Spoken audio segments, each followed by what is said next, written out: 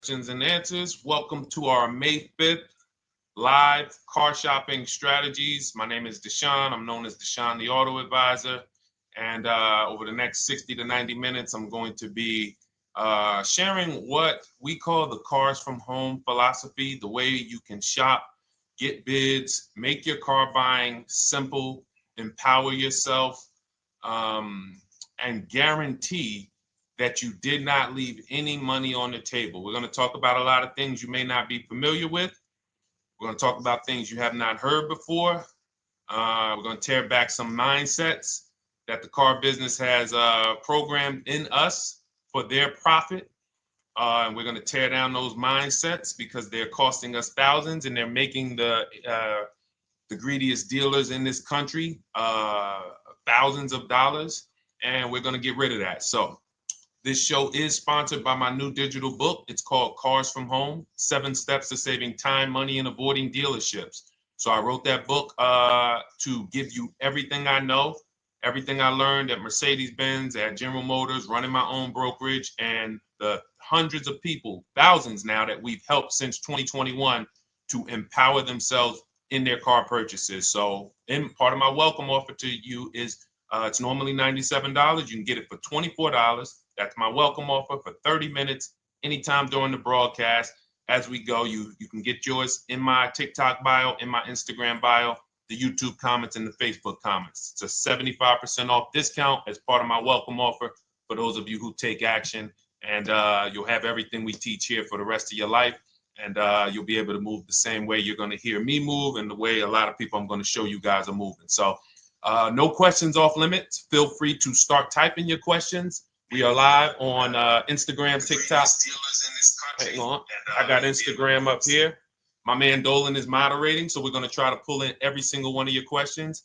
Again, this is our May 5th live. We are live. It is Monday, so let's get to the questions. Okay, we got some coming in already on TikTok, Dolan. I see it is what it is. I'm just going to pull that one. I need to do one on shady mechanic shops. You should.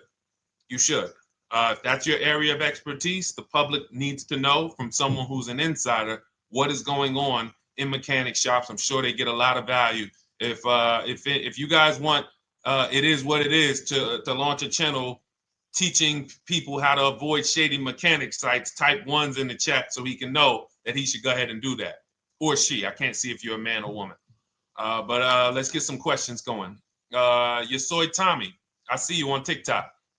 Interested in leasing, but I know I will go over the mileage. I drive a lot. Well, here's what you do. Give you an example. I'm leasing right now. I've never needed more than a 15,000 mile per year lease. So all of my leases have been 12,000 miles. I've never needed more than a 15,000 mile per year lease. Now, sometimes, that was because my family worked a little further from where we lived. We got a 15,000 mile per year lease, but most of the time I'm getting 12 because that's what I need. That's what I use. Now I'm paying $499 a month for this $55,000 Infinity truck. I got a 1% lease on it. I got my bids, the way we teach at Cars from Home. We're big on multiple offers. That's the only way you're going to save the big money and guarantee you got all the money is to get multiple bids. We teach you how to do that. You can do it by phone too. If you want to try to do it by phone, God bless you. We do it through email. We do it through emails and templates, and that's what we do. But I'm paying $499 a month for 12,000 miles. Now, let's just say I needed 15,000 miles. I would have bumped that lease up, and instead of $499, I'd be paying probably $30 more. So call it $530. Now, let's say I'm a high mileage driver at 20,000 miles. That instead of $530, I would probably be paying $620. And there I got my 20,000 miles per year. So the key is, and this is what you'll hear, people will blame the leases for not understanding that they choose the mileage.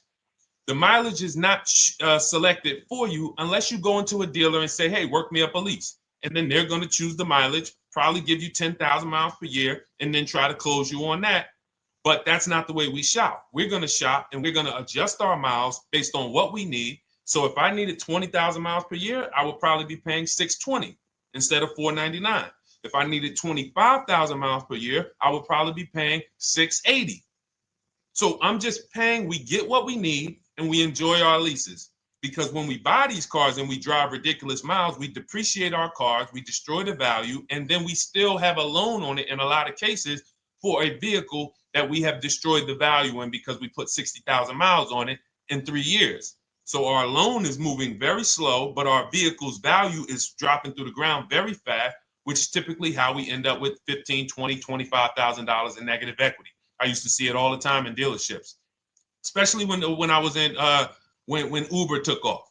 When Uber took off, year later, 2 years later, 3 years later, we had tons of people coming in with Hondas, coming in with various cars that had 200,000 miles on them, but they still had 3 and 4 year loans left. And, that's just a recipe for disaster. That's a recipe for disaster. So you should not be leasing, though, if you keep your cars 8 years. Some of you familiar with the 8-year rule, you understand. Everyone should not be leasing. I want to make that clear. Some people say, Deshone, you believe everyone should be leasing? No, I don't. If you are not keeping your cars 8 years, then you should be shopping for below market leases. Don't forget those 2 words, below market leases. Because if you're paying what everyone else is paying for their leases, it's not going to make sense. Some of these strategies are not going to make sense. You need to be getting below market leases. And the way we do that is to comparison shop, get multiple offers from dealers, have them compete for our business, and then we get these leases that no one else can get. Great question. So what if I go over 20,000 miles? What do you recommend doing? You choose your mileage wisely. In my book, I have a section called Choosing Your Mileage Wisely. The whole key with leasing is to scope out the mileage you're going to use, and that's what you shop for. If you know you're going to do 25,000 miles that year, you would do 25,000 miles on your lease. But you don't shop this way. We always shop with 12. A problem with leasing is once again, you go into the dealership, you say, work me up a lease. They're going to work you up what they want. They're going to say, hey, put 5,000 down. Who's had that happen?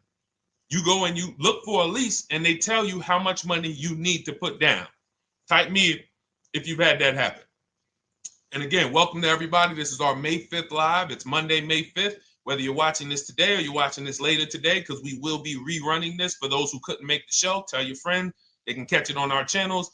But this is our live show. We're live every single Monday through Thursday at 12 noon. So you'll see people who will go and get blessed transition. You've had this happen. This is what you go in. They work you up a lease. Here, you need 3,000 down. Yeah, you need 3,000 plus your taxes and fees. What do you want to do? So that's them customizing our leases. We never want to do this. We want to customize our lease and run it like this, a template.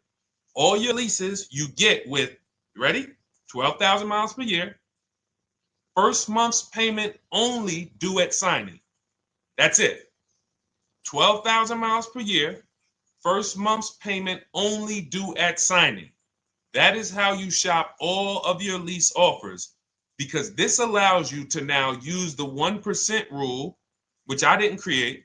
A lot of lease savvy people know about the 1% rule, where your MSRP, I'm going to just show an example of an MSRP, the price on the window sticker. Every lease is going to be brand new, guys, or either close to it.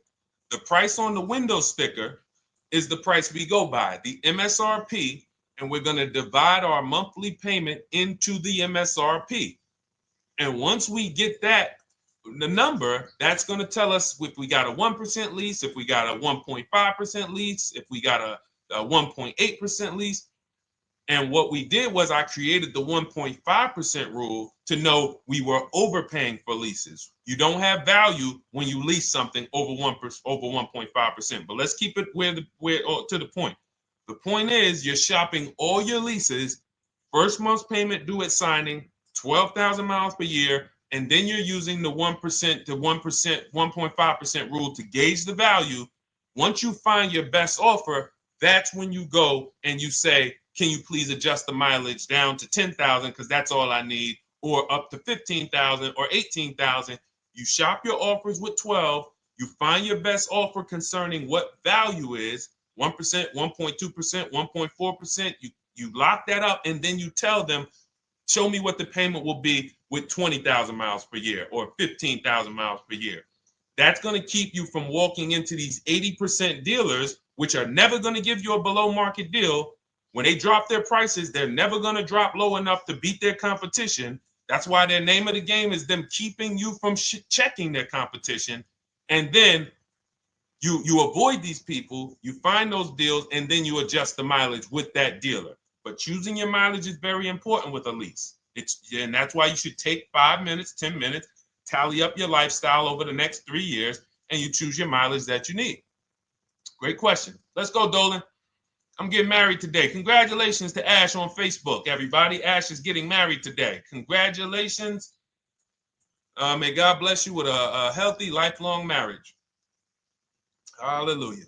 All right. Angel on YouTube says, can I lease for 36 months, then purchase to have a lower payment instead of buying at a higher payment? Now, what he's asking or she's asking is, I want this new car, but if I buy the new car, then I'm going to have to pay for the new car, in which case it's too unaffordable. So can I lease it first and then buy the difference at the end? Yes, you can. Let's talk about why that's not that financially wise. There are signals, guys, that tell us we are looking at vehicles that are too expensive for us. Signals. Would anyone on here take a 50-year mortgage? Anybody? Anybody? We got some smart people on here. Anybody volunteering for the 50-year mortgage, ladies and gentlemen? Anybody? Come on, somebody.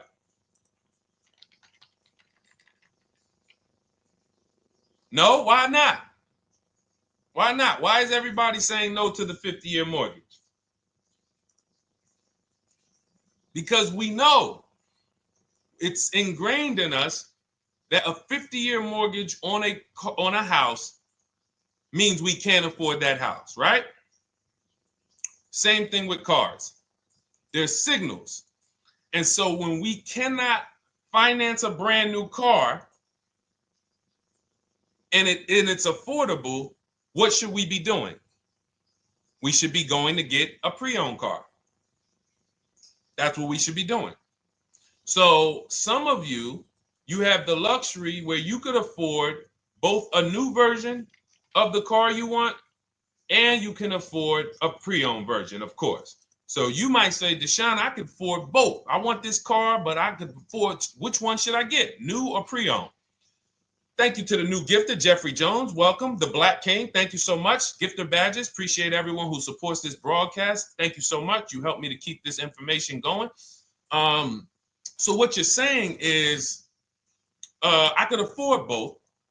Which one should I get? In that case, it's a matter of your values. Do you want a brand new car? You want to treat yourself? You only get it every 10 years. So it's like, hey, I only get a new car every 10 years. I'm going to treat myself to a brand new one.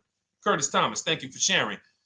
Or you might say, you know what? I want to go to value play. Even though I could afford a new one, I want to knock 20, 30, 40% off the price, and I want to get me a pre-owned version. So that's the people who could afford both. Some of you, you're like Angel, who like, I want this car, but I can't afford it new.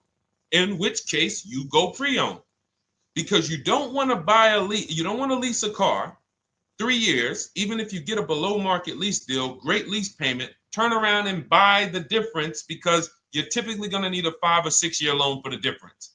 Once you get that 5 or 6 year loan, you add that to your 3 years that you leased the car, and you got 8 to 9 years of payments on the exact same car.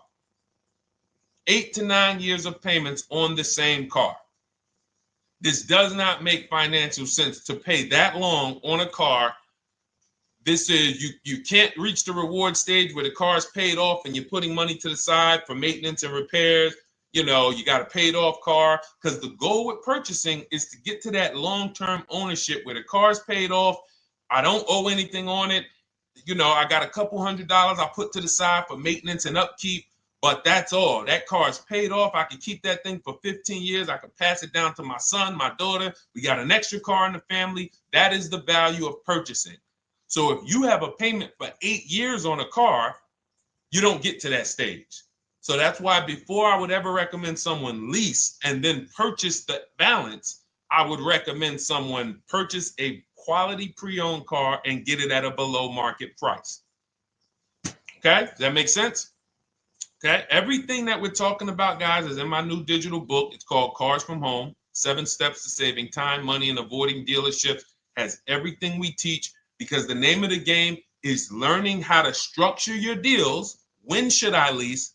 When should I purchase? And then once you have your structure, getting bids on everything to make sure you don't leave any money on the table. When you get bids on everything, you're never going to lose any money on your trade-in, because you didn't just get one offer on your trade-in, you got bids. You're never going to overpay for your interest rate, because you didn't get one offer on your loan, you got bids. You're never going to overpay for the new car or the used car you're buying, because you didn't get one offer on it, you got bids. And that empowers you to control the transaction. That is what we teach.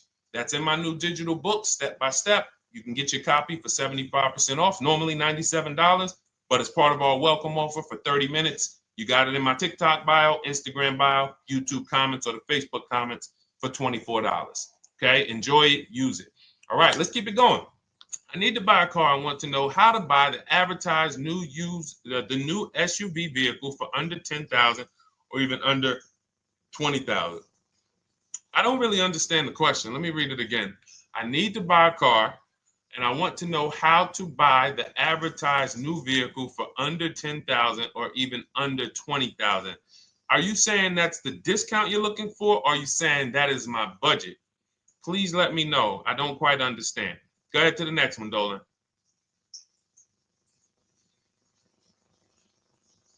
All right. If the Carfax report only has service maintenance, is it okay to purchase? Okay, so all right, this is a great question, guys. This is about used cars. Who's going to be shopping for a used car in the next year? Type the letter U. Type the letter U if you're going to be shopping for a used car in the next year. And for those who just joined, this is our Monday, May 5th, live car shopping strategies. So we are live every Monday through Thursday at 12. And for those of you who are watching the rebroadcast later in the day, you can, you'll get your questions answered. Somebody might ask a similar question, or you can join us Monday through Thursday at 12 live. Yes, so we got a lot of people who are going to be shopping for a used car. We got Buffy on Instagram, Fran Bar. Who else? A lot of people not buying? Okay. Instagram, the only people buying used cars? Okay, well, let's talk to you guys. Listen, so here's when you're looking at a used car, what you're focused on is first the service record. First the title history. What is the title history? That means, is it a salvage car? Is it a frame damage car? Is it a now, well, let's start first. Where do we find these cars? Let's start there. We're not going to lots. We're not stumbling onto people's lots. That's what they want. We do not want to go through our neighborhoods looking for used cars. Anybody who does not have a used car on a website, they're trying to take advantage of you, because that is unadvertised, that they don't want to be where the competition is. That is not the way we're going to move. And for years, it was like that. You drive past a dealership on the weekend, you see hey, oh, look, they got this nice yellow car, a nice big red car outside, and you just pull right in. That's 2005 stuff. Now, every used car, we need to be able to compare it to the whole market, which means we need to see it on a website, on a marketplace. So we're opening up, this is called my multiple marketplace strategy. We are opening up, and some of you are going to need a pen if you're going to really, or unless you're going to watch the rebroadcast, because I'm running stuff past you that, you're trying to buy a $30,000, $50,000, $100,000 car. We're not talking about how you're going to get a couple things from Amazon and, set up a little home studio for $2,000. We're talking about the second most expensive purchase most of you are going to make. So it's understand that you're going to need to focus in order to get the most out of what we're talking about. So we're going to go to the marketplaces. The marketplaces are Carvana. They sell their own inventory. CarMax, they sell their own used car inventory. Driveway, they sell their own used car inventory. We're going to go to now dealerships. AutoNation, they sell other people's, they sell their own. They buy and they relist it on their website. But then you have Car Gurus, you have Carfax, you have Kelly's Blue Book, no, not Kelly's Blue Book. You have Auto Trader, Car Gurus. So we're going to all these marketplaces, we open them right up in one tab. So now what we're doing is we're putting in our criteria, and what we want to do, we want to go 100 miles out. Even if you're not willing to drive 100 miles out, you want to see what the whole market looks like within 100 miles. So now, if you know what you can afford, then you can put in your price criteria. I have a tool that I created. It's called the Perfect Budget Calculator. Some people who have my book, you've used it, where you put in your down payment preferred, you put in your interest rate, you put in any equity from your old car, and it tells you, because what you tend to miss is the fees. That's what you tend to miss. So if you're not using this calculator that we created, you want to add another $2,000 or so, because you got to factor in the fees in that budget. Some of you go out and say, man, I think I could afford $30,000. Then when you find your car, they bump you up to $33,000 because you didn't factor in the taxes and fees.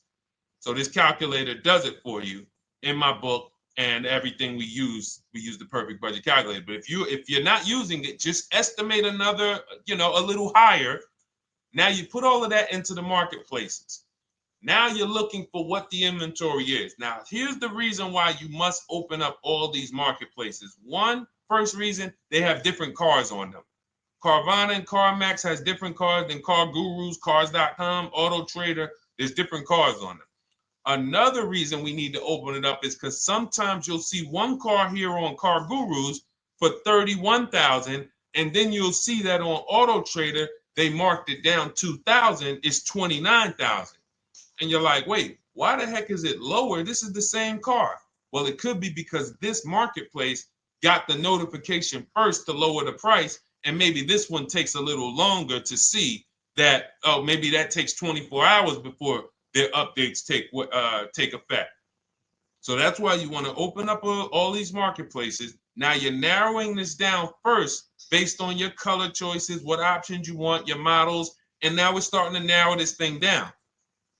So we're narrowing it down. Now we start to look at the history of these cars. This is the best way to start narrowing down your used car search. Let's now dive into the history. I need the Carfax. Now, some of these websites will give you a free Carfax. Some of them will try to make you buy a Carfax. Now, I'm going to give you one of the secret strategies that we've been using for years in my book, and I'll tell you it right now. It is how we get free Carfaxes, because when we get to most vehicles, you guys, for those of you who are just meeting me, I worked in Mercedes-Benz for 5 years and General Motors for 5 years, and I ran my own brokerage. I started it in 2016, and I ran that while I worked at the car dealership. So I have a lot of experience and have seen a lot, and that's why I'm able to teach these things. I also love numbers. But one of the things that I know is almost every dealership has a contract with Carfax. So every dealership, we pay Carfax already. So what we're able to do is when we list our inventory on our websites, we're able to list the Carfax with it. We're able to provide that free of charge. But when we pay Auto Trader or Cars.com or Car Gurus, we are not able to actually push our Carfax to that marketplace. But if you come to our website and you find the vehicle on our website, most times you will find the Carfax for free. That is what we have been doing for years. So that now we have the Carfax, because the Carfax is the only way we can see those service records right now, because we've already narrowed it down based on, first thing we're doing is we're looking at title history, frame damage, salvage title, rebuilt title, total loss. That's the type of vehicle. The next thing we're doing to narrow it down, which is where many of you get in trouble, is you're looking at the service records. Skipping service records, buying used cars without seeing service records is disaster. The biggest indicator on if a vehicle was taken care of is what is on those service records. And if you can't see those service records, then I would not buy the car. Somebody say, oh, I'm changed the oil myself. If you don't have proof that you have changed the oil yourself, I cannot see it. I cannot see that you have maintenance this car, and that's a turnoff for me. Because now when you drive that car a year later, 2 years later, things start happening. You have no one to blame but yourself. Now the regret kicks in. Man, I knew I shouldn't have got this. But chances are, if you find a quality vehicle and you see service records on that previous owner's report, that's going to lead to a quality experience. Okay, so that's pretty much how the initial part of our multiple marketplace strategy. As you can see, we have this to a science. Nothing that we're doing is by chance. Nothing we're doing is on a whim. That is it. But let's go to some more questions. And I think the biggest thing I want everyone to understand so far is that we don't wing anything in this process. There's nothing, everything that I'm teaching you is going to be out of our systems. Now, some of you have different learning styles. So let's address this. Again, welcome to our May 5th, Monday, May 5th live. We're live Monday through Thursdays at 12 noon. And we rebroadcast this for those who couldn't make it. You can share this with your family. Tell them, hey, visit Deshone the Auto Advisor's channel. He did a great show earlier. He answered some questions that everyone had. You can watch the broadcast all through the rest of the day. Now, but we're live every week, but we're live right now. So now the biggest, some of your learning style is different. What we teach is we have the ultimate do-it-yourself guide. This book is rated 5 stars. Thank you to everyone who's rated it on Goodreads. Just pull it up right here. For those of you who are actually on Instagram or YouTube, TikTok, you won't be able to see this right now. But the book is rated 5 stars. We appreciate you. And this is the ultimate do-it-yourself guide, whether you're new cars, used cars, leases, bad credit, how to make banks bid for your financing, high mileage driving. It's all in there, step by step. And it's a digital book, so you don't have to wait for it. As soon as you get and hopefully you get there before the 30 minutes, so you get your copy for the $24 instead of the $97. That's our welcome offer. But that's your do-it-yourself guide. Some of you, you're a do-it-with-you person, and that's Shop with Deshone. You like videos instead of reading. You want coaching. You want support. You want a community. We have 1,600 people in our Facebook group. That's our Shop with Deshone. We've had 2,200, almost 2,300 people come before you.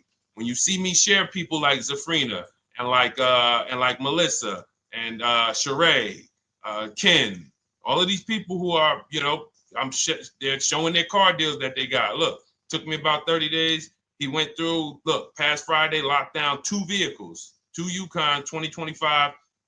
Said he dropped he said, look, sold the BMW. They dropped the price down to 70 grand. So they took off like 5,200 for him. These are all people who are in the Shop with Deshone. Their learning style is they prefer videos. They prefer, coaching with me. But again, it's the same information. So I want to be clear. It's just your learning style. So if you are like Deshone, give me the blueprint and I will run this thing. That you're going to be like the people who send, like Marie. Marie just wanted to let you know she got our book. Using the book, I saved over $13,000 off MSRP. Now, here's where the feelings get hurt. And this is not my intention. But some of you have these same vehicles that you're going to see me sharing that our people get. And when you see what they paid for them and what they're getting off of them, you're going to see, wow, I did not get that. I did not get that type of discount. So all of you who have this 2025 GLC coupe fully loaded, she said they took $13,000 off MSRP. She got her bids from home, got my payment to be hundreds lower per month, maintenance included, no money down. We are masters at no money down deals. You should not be putting money into these cars unless you intend to keep them for 10 years and you got a great price already. You got a huge discount already. You should not be putting money into these cars. I have never done more than $1,500 out of my pocket for any lease. And when my car that I bought, I put money down on that because I bought it to keep it. But everything else, we are shopping with no money down. So you're going to see that a lot. So again, depending on your learning style, you can head to my bios and to the comment sections, open the Cars from Home Toolkit, Shop with Deshone might be right for you. I don't care how you get the information as long as you are saving the money. I don't care. If you could do it with a $24 book, do it with the book.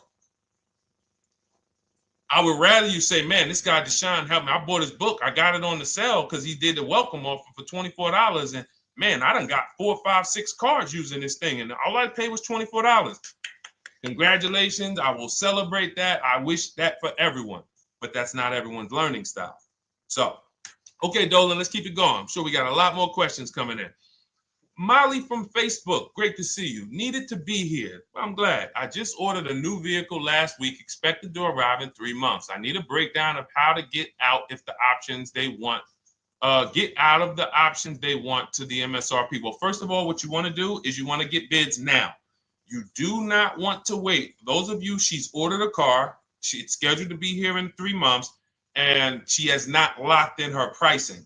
Now, the reason when we order a car, we are always getting our bids first because the closer your car comes to arrival, the less leverage you have. They know once that car comes in there, she's been waiting for 3 months. She is not going to want to walk away from this car. She is not going to want to do this all over again. And they're going to probably take a shot and say, or if you look for a discount at that point, you probably are going to be like, no, I'm sorry, we can't give it to you. So what we're going to do is we have to now send that request out. Now, there's 2 ways for you guys to do this, whether you're leasing or purchasing new cars. 2 ways for you to do this. You can do it your way, which is calling around. Calling around, not going into dealers, calling around, ask for sales managers, try to get yourself at least 5 offers. Because the only way you're going to see how overpriced the offers are is to actually get multiple offers. So I'll give you an example. I'm showing you guys on the screen what a market report looks like. So we also have a division. We shop for people's new cars and their leases if they have good credit. So when you see, oh, I tried to pull it up. It's not loading. So what you're going to see, and some of you who've used our stuff, you can testify to this. There is a huge spread between the best price and the worst price. Huge spread. So in order for you to know you actually got the best price, you need to see 4 other offers that are higher. I'm going to say that again. Thank you to all the gifters on TikTok. Thank you, Jeffrey Jones. Appreciate it. You need to see other offers that are higher. So let's go back to my car. This dealer who won the bid for my Infinity truck saved me over $8,000. Now, he said to me when I was making the deal with him, he said he knew that I was not going to find a better offer because he had used a special coupon he had to apply towards the deal. He needed the deal that month, and that's why he won the bid. So he's able to take off $8,000. If I was purchasing, I would have got $8,000 off the price. But I leased it, so my lease payment was $499 a month with $1,270 down total. And $1,270, $499 of that was my first payment. So every other offer that I got, $560, $605, $640, $700, $750. That's how you know you did it right. If you don't have a bunch of the 80%, we call them. This is the 80%. Some of you have heard me say we don't negotiate with dealers with fake fees. It's a losing battle because even when they take off all the fees, they're still super high. I'm going back and forth by email. So if you're using what we teach, you're taking minutes out of your day. You're going back and forth with email. We close deals in 60 to 90 minutes. I'm not inviting anyone to car college. 60 to 90 minutes of emails back and forth. Next thing you know, we're closing a deal. But you're going to see, even after back and forth and telling the dealers through email, you can do it by phone. Hey, I'm shopping other dealers. Please make me your best offer. I have all the templates written. So when you're using our stuff, you don't even have to wonder what you're going to say. You just copy and paste our template. But even after that, you're going to see, wait, these people are still giving me super high prices, even though I told them I'm shopping, even though I told them I'm serious, I could buy the car right now, even though I gave them every single thing I need to give them to get an offer, they're still $150 a month higher than my best offer. That's going to prove to you that they are the 80%. They are not coming down. When they say this is our best deal to their customers walking inside, they're not lying. It is their best deal. It is not the best deal. It is their best deal. Their competition's best deal will blow their best deal away. And the only way you do that is by getting bids. So that's what you need to do, Molly. Take exactly what you're looking for. If you want to call around, call some sales managers and say, hey, listen, this is what I'm looking for. I put in an order, but I'm not dead set on the price yet. Haven't really gotten, I want someone to lock in a price for me.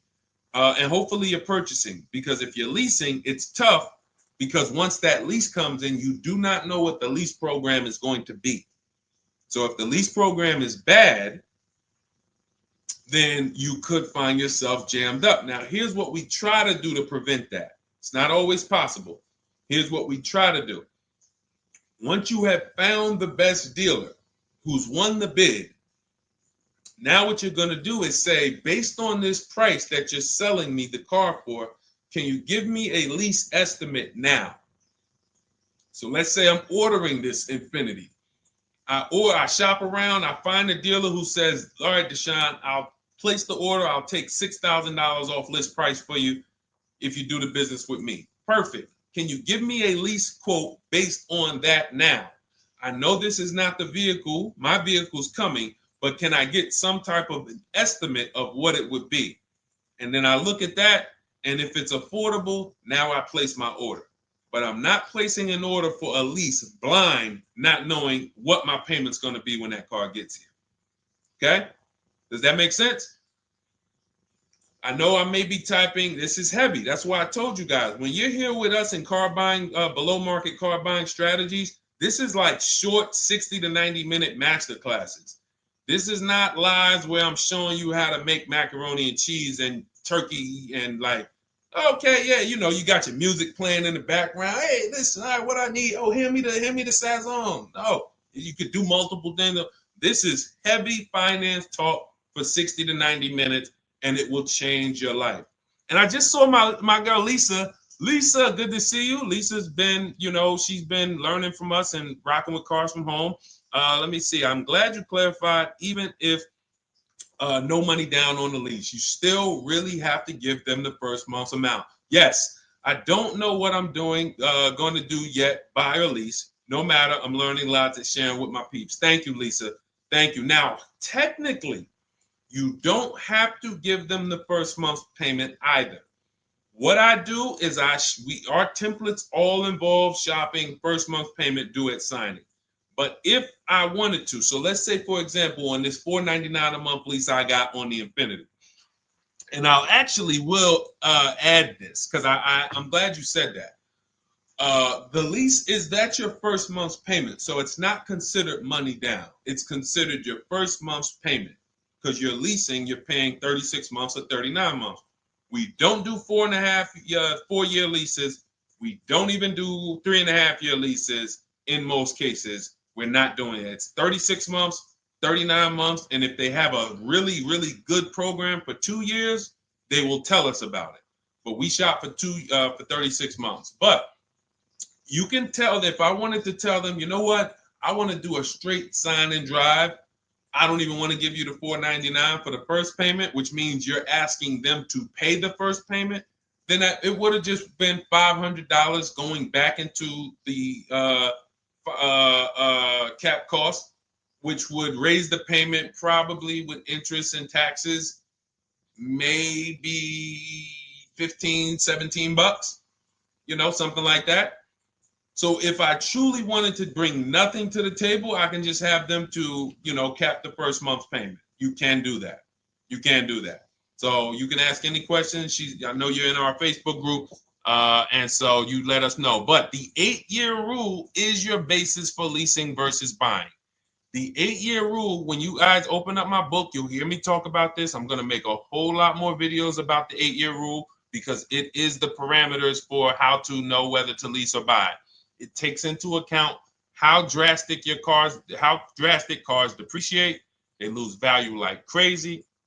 All the losses are in the first 5 to 7 years, and you don't win until you've kept the car at least 8 years, compared to someone who's getting a below market lease.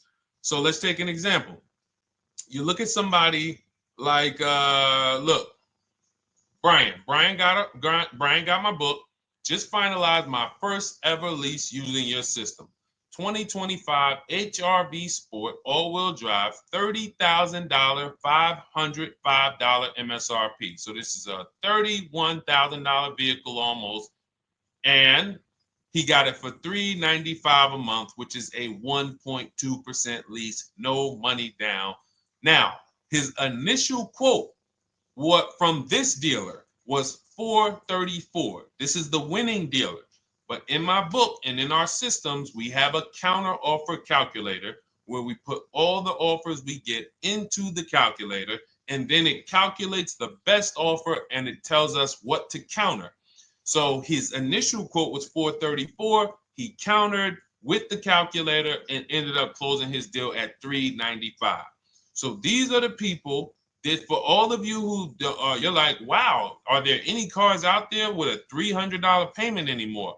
Well, if you're buying a car, you are buying it at a $300 payment. You could only spend, who knows, every $5,000 on a vehicle is about how much per month. Every $5,000, when you're looking at a car, every $5,000 on a 5-year loan, which is what you should be defaulting to, is about how much per month. Thank you, Nikki. Nikki got a #1 gifter badge. And I don't really know what all of that stuff means, but I definitely appreciate it. The Black King, thank you so much. I just know it means you guys support the show. So I appreciate it. So who knows? Every Nucci Graham is and I wanna Nucci Graham will address you next, because as soon as you get your book, on the thank you page it says, "Thank you for your purchase. Click below to open your book." So we'll address that shortly. But okay, thank you, Lisa. Yes, every $5,000, and Nikki, $100. So this keeps you in the safe zone. When you are looking for how much loan I'm going to take, you are looking and saying, every $5,000 is going to cost me roughly $100 per month. So if I want to spend $400, then my loan needs to be about $20,000, which means I'm looking at this car. If I'm going to buy it for $23,000 plus fees, and I want to be at $400, I'm going to have to come up with some more money down, because I need to get my payment here. I need a $20,000 loan. I'm not going to go in looking at a $20,000 car and thinking, man, can they get me to $250 a month on this? No money down, because the math doesn't make sense.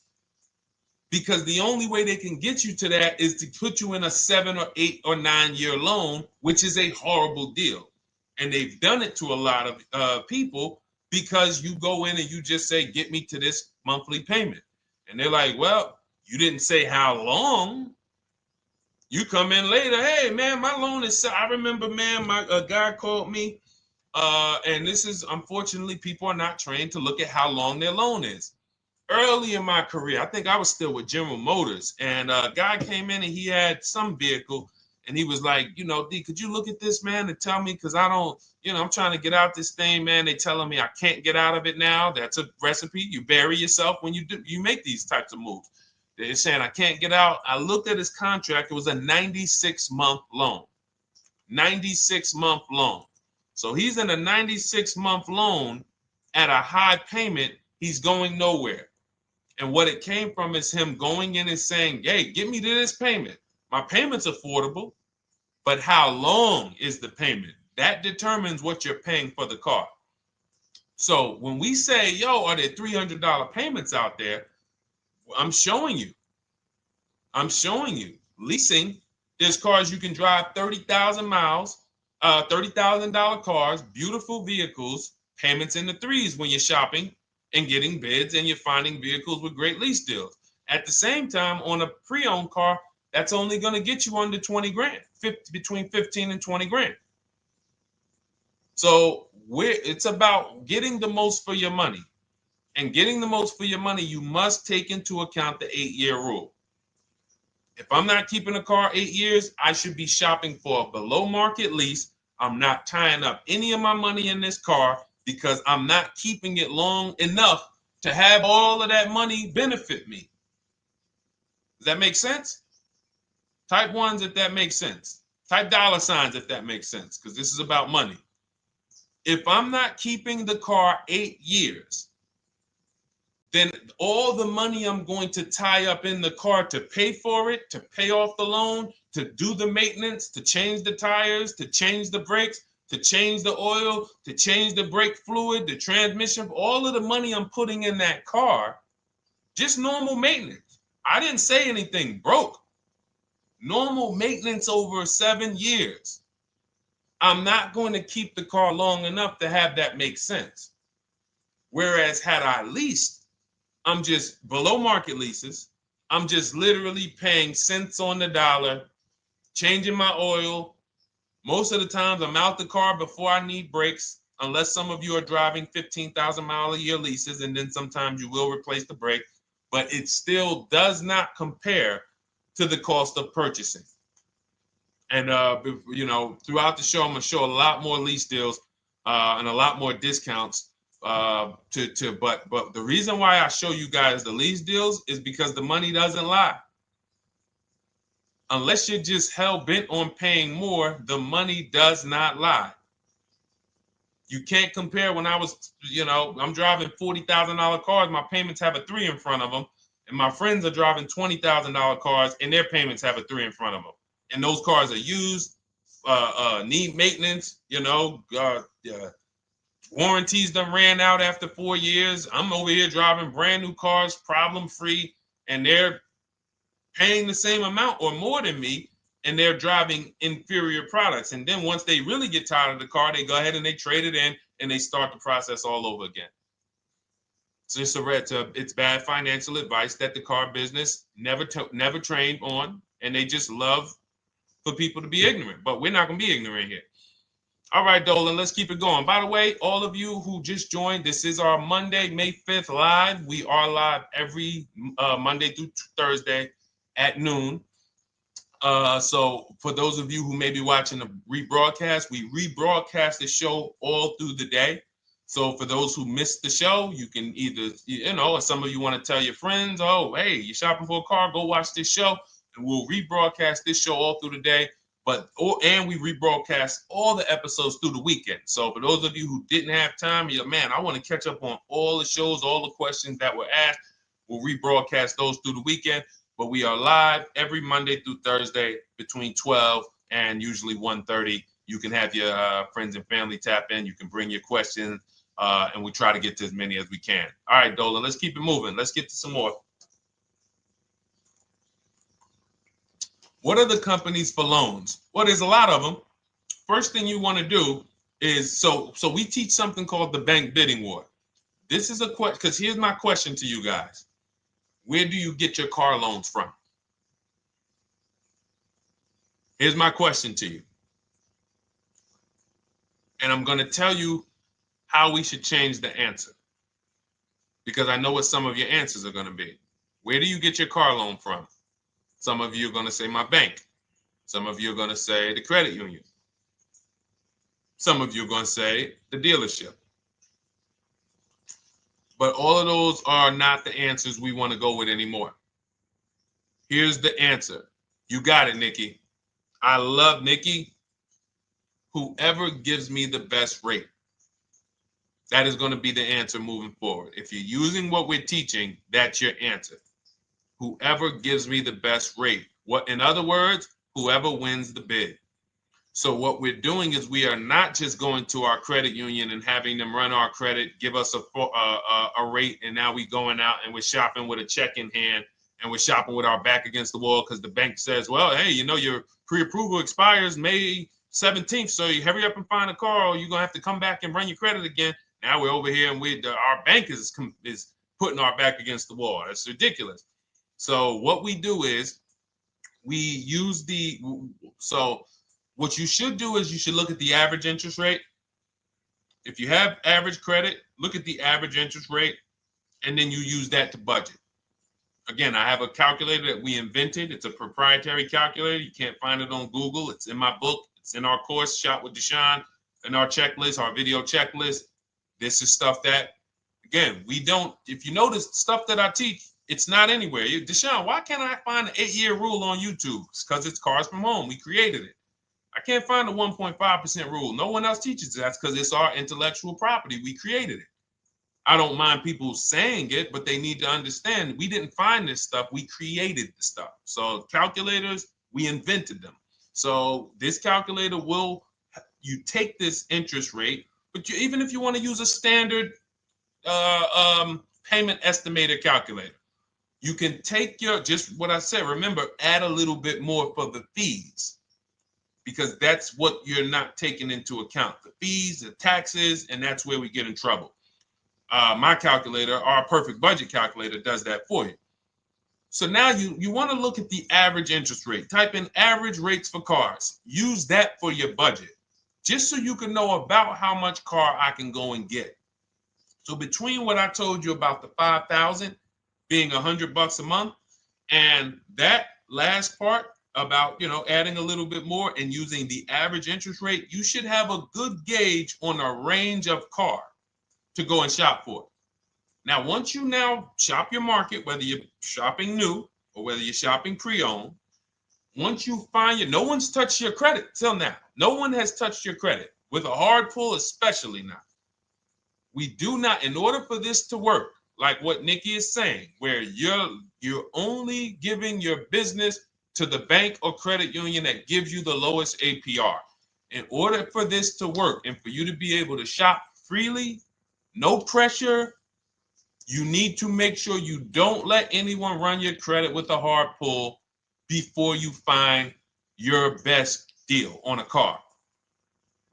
Soft credit pulls, estimates of budgeting, the way I just said. Now, you go out, you find your car, whether it takes you a week or a month or 3 months. Bang, I found my car now. You lock the car up, put it under contract, you leave your deposit.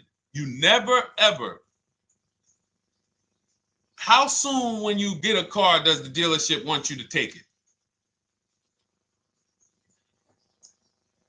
I like asking questions like this because we can prove how predictable most of the car business is.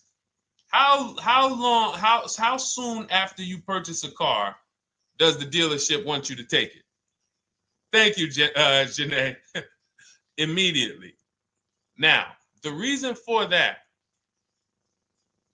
is, there's various reasons. There's various reasons. Right then and there, Molly, yes. But what I want you guys to focus on is what you lose by taking it right then and there. You lose the ability to shop the interest rates. And shopping the interest rates is very important because you'll always wonder, could I have gotten a better rate? So what you do is you lock the car up, you let them know, hey, I'm going to go home, just give me my, let me get my paperwork so I know exactly how much I need to tell my bank. And here's the key, if you guys can beat what my bank or credit union gets says, then I'll give you the loan. See, some people think that I teach don't let the dealerships compete. I never teach that.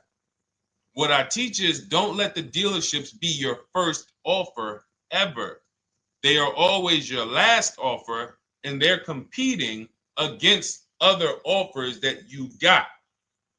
So now you're going home, your car's waiting, you're going to see what your bank, your credit union can do, and then you go online. You can go right online. Auto loans online, auto financing online. Let all of these banks and credit unions access your credit now with the hard pull, because there is an article that Experian did, and you can find it on almost any credit bureau, wrote an article on rate shopping.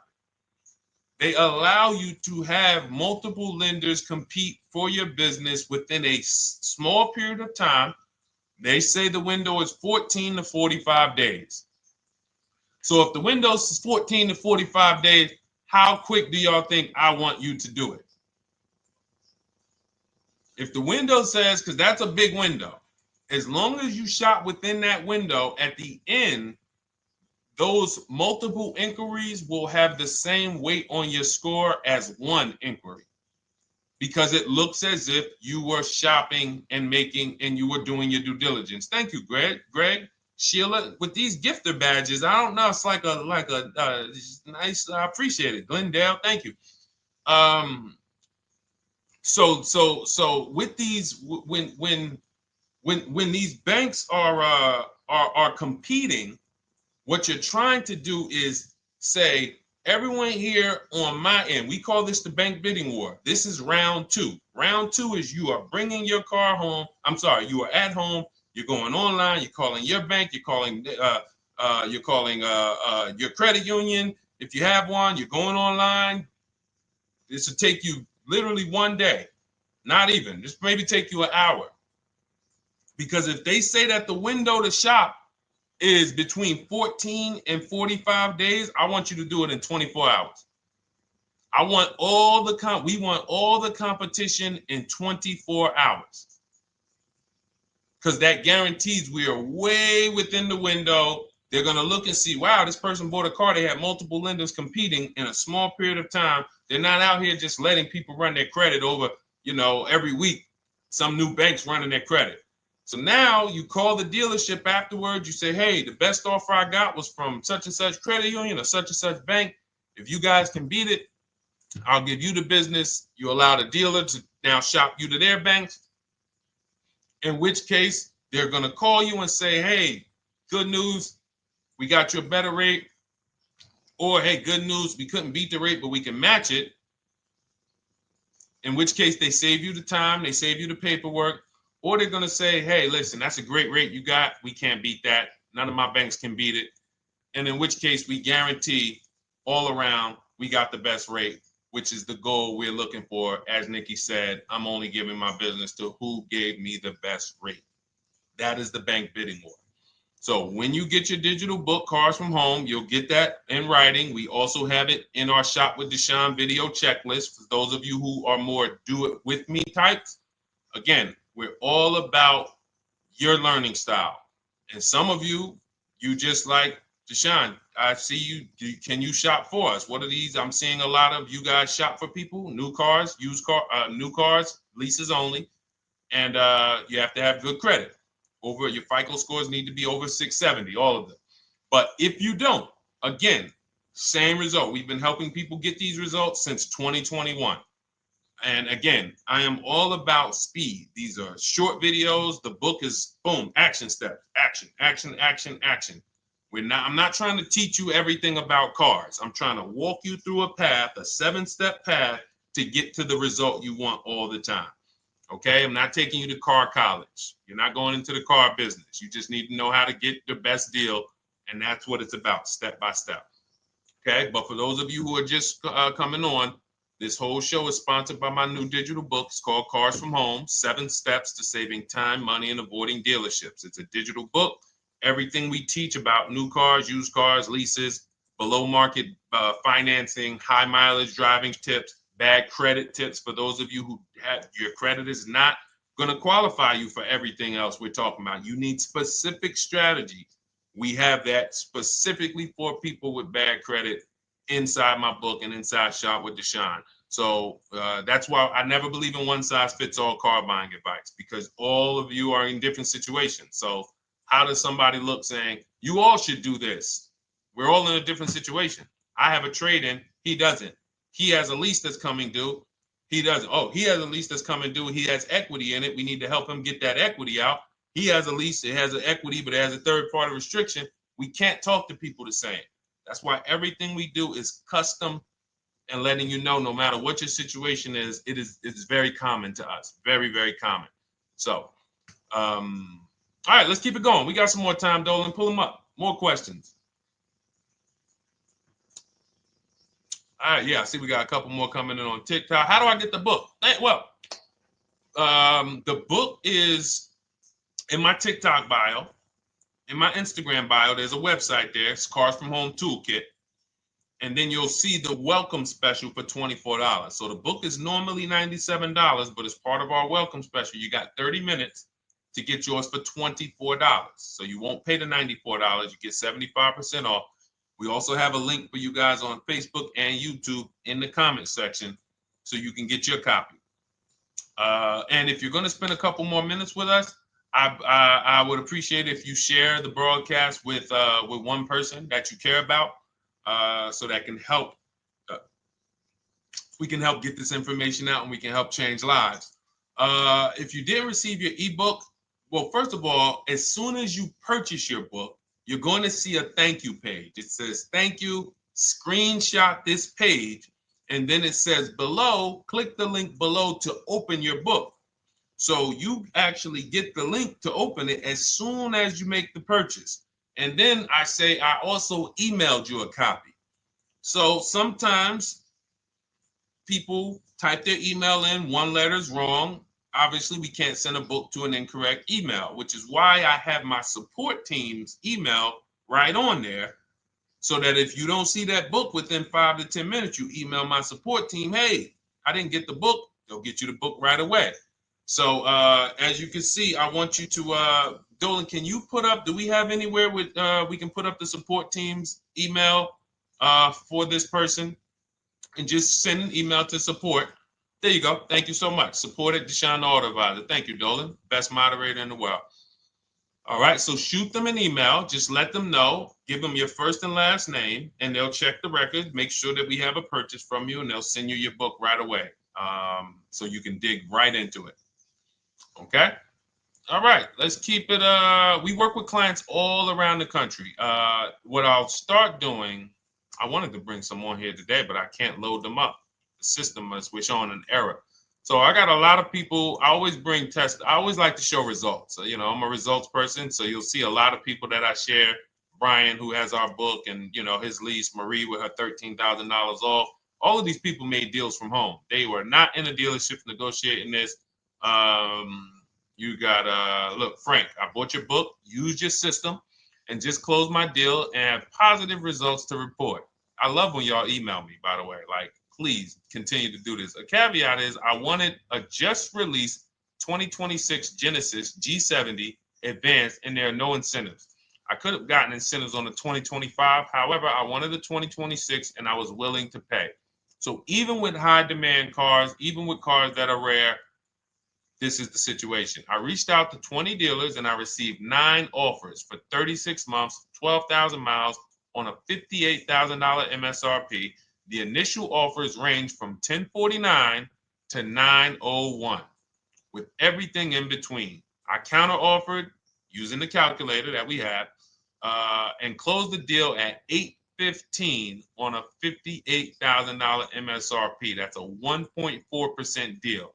Now, mind you, that on a vehicle on a 2026 with no incentives, which means every bit of that was the dealer taking off money for him. He probably had to get at least $5-6 grand off to have that deal come in the 8s, when other dealers were quoting him 9 up to 10 and, you know, mid $1,000 range. So, you know, but so I show the book testimonials. I show my Shop with Deshone testimonials. But I want to start bringing these market reports so you guys could actually see that's our team shopping all around the country. And that allows us to stay, we're able to just stay on top of the market, like from state to state. It proves like this stuff is not, oh, if you're in New Jersey, the deals are better. Hey, if you're in Florida, the deals are better. If it's California, we don't have deals out here. All of this stuff is not true.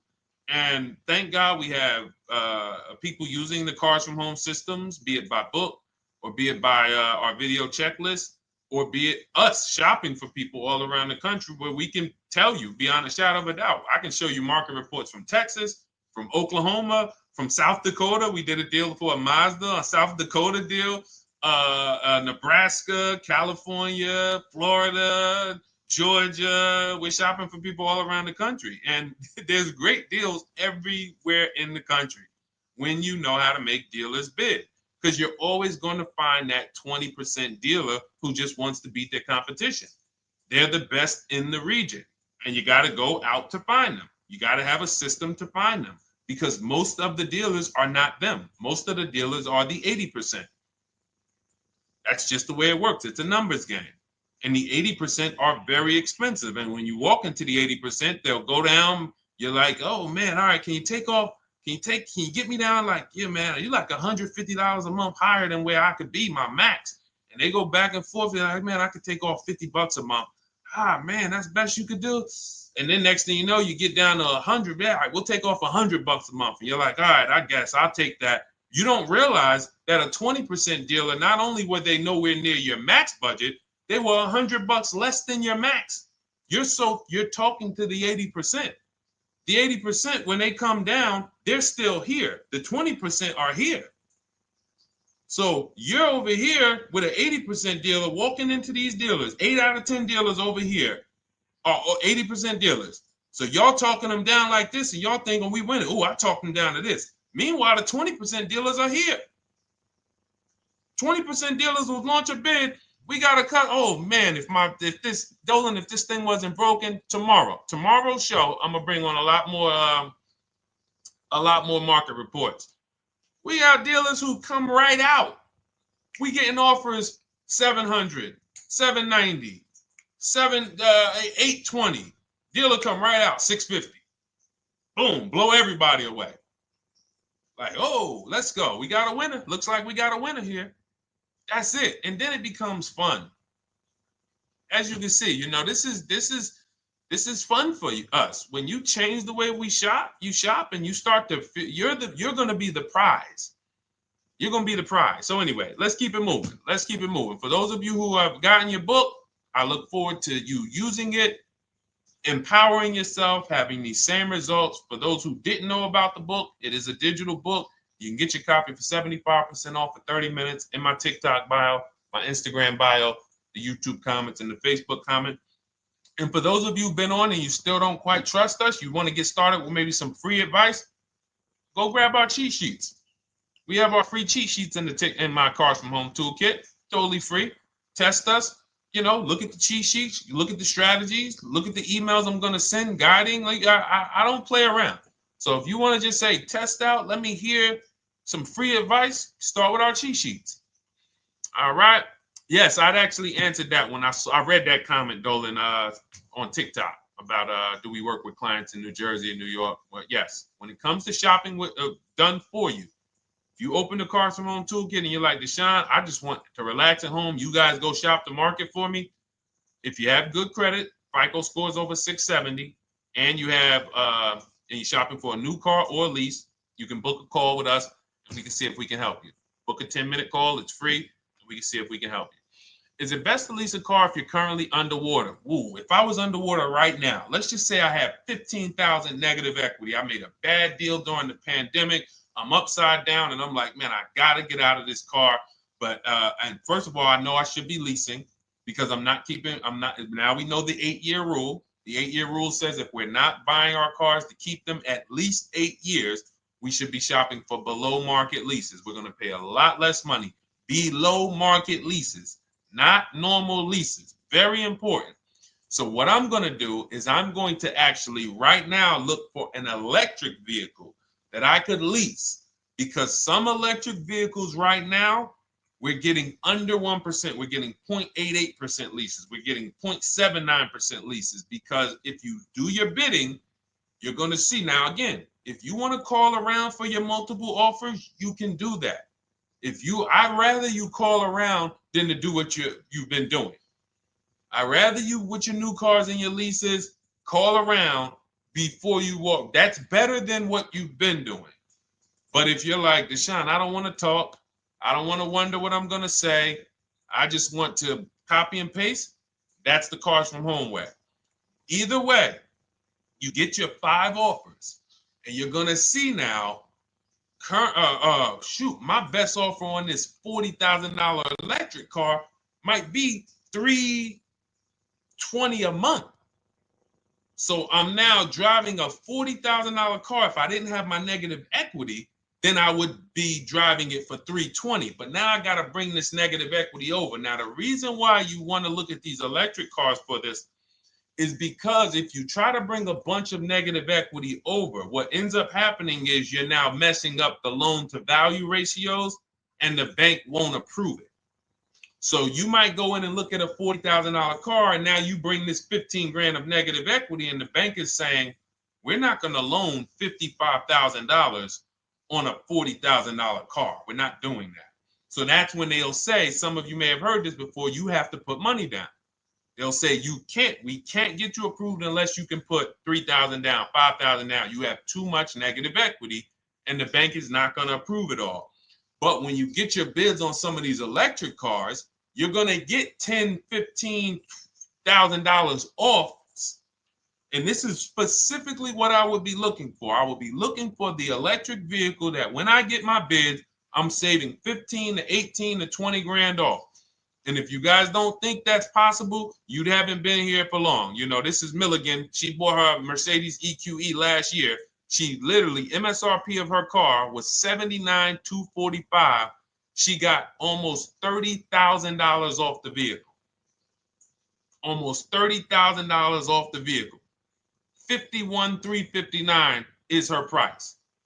$79,000 vehicle. She got it after rebates, after discounts, after everything. $51,359. So you take a vehicle that you can get a huge amount of money off, then you bring your negative equity over. So now that payment goes from $320. Yes, it might go up to $575 or $600 even. But I know I'm in a nice car now. I'm in a brand new car, and after 3 years, I'm done with that negative equity. So that's what I would be doing. And if God forbid the car gets totaled while you're driving, you're out of the negative equity in a lease. So if I rolled that negative equity, 15 grand over to this car, now I'm driving it. Boom. All right, I got this electric car. I'm out of the negative equity. I got a good value. I'm in a $40,000 car. My payment is affordable. Now I'm driving. Oh, shoot, car gets totaled. I'm out. I can go get me another car now. I can go and get the same exact car, but I can get it for $320 now. So, you know, that actually is the reason why people commit insurance fraud and total their cars or get them stolen intentionally. But no, that's just something to keep in mind. Something to keep in mind. Because most of you, when you start leasing, you're going to see that was my reason for negative equity. That was my reason I kept having negative equity, is because I wasn't leasing. And that was the reason I was paying more money for cars than I should have, because I wasn't leasing. And again, the key is getting below market leases. You walk into a dealership and say, work me up a lease, you're not going to have these payments that, you know, we're talking about here. It has to be below market leases. That comes through multiple offers. Only way. All right, let's keep it going. A lot more questions. No gap then. Is that your first time leasing? Well, no, we'll get to that. I see it's a little conversation happening on TikTok over here. By the way, everyone, this is our Monday, May 5th live. We're live Monday through Thursday. Tell your friends, please. I would love for those of you who are going to keep joining us to see some friends tomorrow, family members tomorrow, co-workers. When you are at work, when you're talking to people, if they say they're car shopping, I would love for you to invite them to our live shows Monday through Thursday at 12.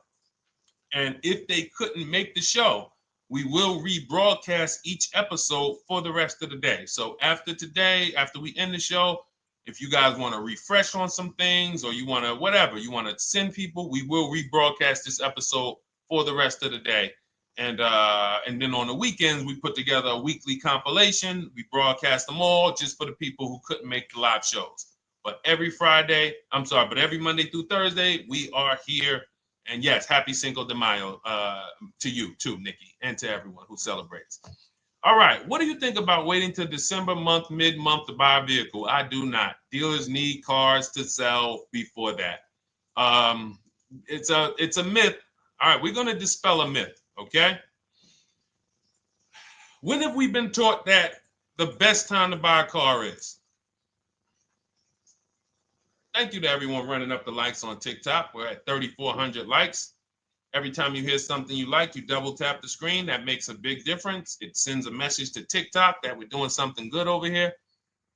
Okay, end of the month. Yes, sweet now. End of the month. So we're gonna peel, like I told you guys when we started the broadcast, right? We are gonna, yes, Molly, last day of the month, right? So this is what we have been taught. Last day of the month, come on in. That's where your deals are, right? Let's look at this logically. As a former car salesperson, the times where where I saw the dealer or myself being the most desperate was the times where we did not have a lot of customers. Sometimes you look up, it's the 10th of the month. They call us into a sales meeting. They say, hey, guys, we got to sell 200 new cars this month. We are only at 40. We are way behind. We are tracking way behind. Call anyone you know who's a real customer. We are entertaining every reasonable offer. Now, you've been taught there's a group of people that we know are coming at the end of the month. There's a group of people that we know that last weekend they're going to rush. But there's no desperation there from us because we know they're coming. So we look and say, I'm much more desperate at various times throughout the month than I will be at the end of the month. Because think about it. Every time you go into the dealership at the end of the month, is it dead or busy? You go into the dealership most of the time at the end of the month, is it dead or busy?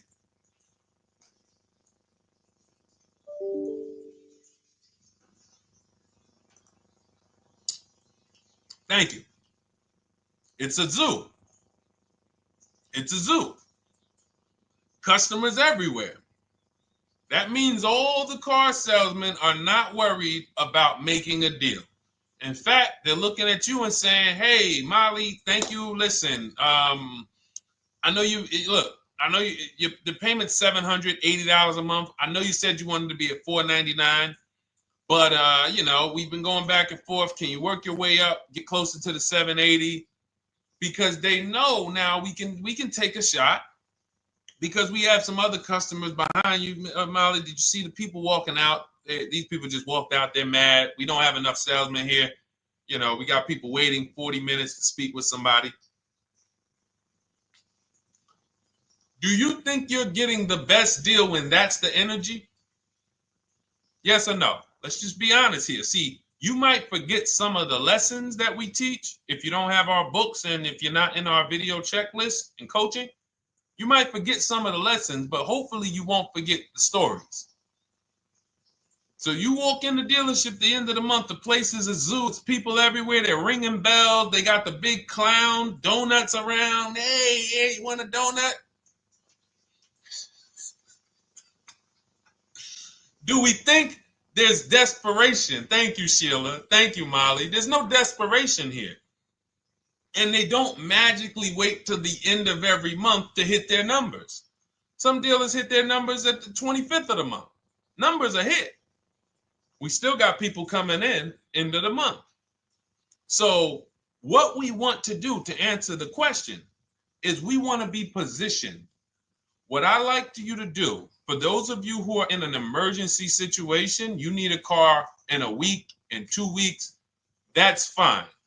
Everything we teach can guide you. We've had people who got their cars in 3 days. Like that's not something that is let's see. This is my second go around, much easier, more relaxing experience. Calculator definitely helps. Turned in my CRV, got a 2022 Marcus, some dealers wouldn't do. Somebody, I wanted to read you somebody who got their car in like 3 days, 5 days. That's normal.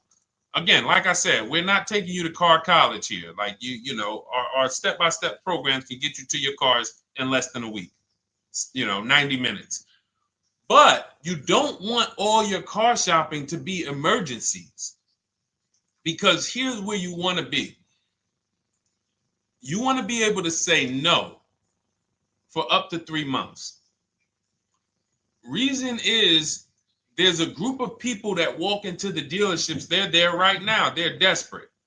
They're giving off desperate energy. They can't say no. They back themselves into a corner for whatever reason. If their leases are up, maybe they don't know you can get an extension. If your lease is up this month, you can call. You can get yourself an extension for 1 month. Some leases will be extended up to 3 months, up to 6 months. Those of you who have cars and you're like, Deshone, I'm shopping for a new car, but I don't need it. I just, my car still got some life to it, but, I want to look for something new. This is a position of power to be in. This is where you want to be. You want to be able to say to yourself, all right, let me look at the offers this month in May. All right, I'm going to follow up next month because the offers change. The used car market changes. The lease prices change. The dealer desperation, it changes. I'm not letting tariffs push me into doing something and making a bad deal. I'm not doing it. I'm not worried about tariffs coming, because there's going to be deals no matter what. If the prices of the new cars go up, what happens to the prices of our used cars that we're going to be selling? See, that's how we really won during COVID. Some people who've been with me since 2021, that's how we were winning. My man John Shaw, he was one of the first people. David Isaacs came in, got his BMW. Yes, the lease prices were slightly higher back then. We were still getting under 1.5. We were still getting 1.4. John got a 1.2 on a Jeep Wrangler, but we were selling our old cars for 8, 10, 12 grand more than they would be worth today. So even if the new car market goes up, we know how to maximize the prices of the cars we're getting rid of, and we're going to offset it. So we want to position ourselves to be able to say no. That is the strength. That's the leverage where we can say, you know what? All right, I'm going to follow up next month. Now we're telling the dealers right up front, hey, call me. I'm good between now and June 18th. I'm good between now and July 20th. So now what those dealers say is, okay, this is a serious customer. By the way, we have all this in templates. In my book, you fill out the template, you fill in, here's the day you can buy a car. This is your deadline. When we blast it out, these are things you can call dealers and you can tell them, hey, I'm good between now and anytime before the summer. Call me if you get a black one with the red seats and this package in it. If you want to call around, you want to do it that way, you could do that. But what you're letting them know is, call me when you want to make a deal. I can make a deal today. Let me see the numbers today. Great. All right. If sometimes you'll see that a car is a little bit out of the range we want it to be in, you might say, man, I'm looking for it to be around, 505. This thing's coming in about 550. Okay, maybe I'll check next month, see if the program gets better. You might say, all right, dealers are saying to some of you shopping for cars that maybe every dealer is not going to have it. When you reach out to the dealers, only 5, 6 dealers have it. But they say, hey, I got something coming in May. I got something coming end of May, June. Is that good for you? See, they're desperate customers. They can't say yes to that because they back themselves into a corner. But you guys now operating with a 90-day shopping cycle. If a deal comes today, I'm jumping on it. But if you got something coming next month, I'm jumping on that. Call me when you're desperate. Call me when y'all have that meeting. Hey guys, we're way behind. Listen, we need a deal. I'll take any deal right now. Hey, is that person that Sheila McCauley, you know, that last month, her number, we couldn't make that deal last month. Did she get a call yet? Hey Sheila, did you get a call yet? No, I'm still waiting. Okay, great. We can get to your number now. Perfect. Thank you. Positioned. So we want you to be positioned when you use what we teach, whether it's the Cars from Home digital book, whether it's the Shop with Deshone. For those of you who are like, Deshone, let's do this together. I want the checklist videos. I want coaching. I want to be able to pop into the Facebook group, ask around. We can't give you that for $24. No author can give you the support. I got tons of books. There to Be a Man, In His Steps, Tony Robbins' book. None of these authors can give me support for the price I paid for their book. That just can't happen. But some of you are like, you know what? This is a big investment. I want to make sure I have access to, you know, systems for life. That's the Shop with Deshone done for you video checklist. And then you got coaching direct with me in our Zoom calls every first and third Wednesday. Twice a month we do. And then we got our private Facebook group with 1,600 people. And then some of them are sharp as me. I'm telling you, let's look at, you know, y'all know I brag about Rosalie. If you like Rosalie, if girl got 4 cars in within a year, you know. Her first car was the Infinity. She got her Infinity truck. And I was sharing her a lot last year when she got her Infinity QX60, but she recently shared that she got 3 vehicles. And hold on, where is she at? I just had her up. So this is the people that's in the group. Like, look, 3 vehicles. Big shout out to Deshone the Auto Advisor for making these incredible deals happen. 3 new leases for my sons with only first month's payment down. She got a Nissan Rogue, almost $37,000 vehicle, $399 a month, no money down. Mazda CX-30 Sport, $28,000 vehicle, $28,300, $339 a month. That's a 1.2% lease. And she got a Mazda CX-50 Premium Plus, $40,400 vehicle, $420 a month. 2 1% leases and a 1.2% lease. And the cherry on top, she says, I sold 2 leases. Some of you don't even know you could sell a lease. She said, I sold 2 leases. She had equity. Now, not every lease has equity. But if 8 out of 10 leases don't have equity, then 2 out of 10 do. So if you've just been dropping your leases off at the dealership, hey, here's my old lease. Let me get the new one. Hey, here's my old lease. And you have not assessed the equity. Could there be equity in it? Imagine how much money you've left on the table. Imagine how much, wow, I didn't even know you could sell leases. She sold 2 leases, 2 2021 Elantras, walked away with $6,737 in equity. Deshone, I could not have done this without you. Your program is a game changer. So this is what we want. We want empowered car shoppers. We want people who are not intimidated. I don't care what this market does, whether I need a new car, used car, whether I got bad credit, whether I'm a high mileage driver, it does not matter. We have strategies to make sure you are going to win in this market or any market. Does not matter. Okay? So, for those of you who don't know, the whole show was sponsored by my new digital book. It's called Cars from Home, 7 Steps to Saving Time, Money, and Avoiding Dealerships. It's 5-star rated. Thank you to everyone who's rated it, reviewed it. It has everything we teach in a step-by-step format. It's normally $97, but as part of our welcome offer, you can get yours for $24 in my TikTok bio, in my Instagram bio. Click that website. It's the carsfromhometoolkit.com. Or we have a link for you guys in the YouTube comments, in the Facebook comments, and you just click the $24 welcome offer, good for 30 minutes. And for those of you who have different learning styles, or if you just want some free advice, we have some links in there for you as well. Whether you are a do-it-yourself type, whether you are do-it-with-me type Deshone, or whether Deshone, I think I qualify for that done-for-you shopping, where I can relax at home and you guys go do that work. Or like I said, you want the free advice, just start with our cheat sheets and you can go from there. Whatever is right for you, you get it done. We just want to move you from anxiety, from, oh, I don't know what to say, from watching people online who call dealers and negotiate. Hey, take off $5,000 so I can have a viral video. And now you're talking to an 80% dealer. So the 80% dealer has the $5,000 to take off. So you look like, hey, yeah, see, I just got them to take off $5,000. We don't negotiate with dealers with fake fees. Like there's a saying, we don't negotiate with terrorists. Cars from home, we don't negotiate with dealers with fake fees. None of that stuff matters. Because what you want us to think is, look, see, I took off all of this money.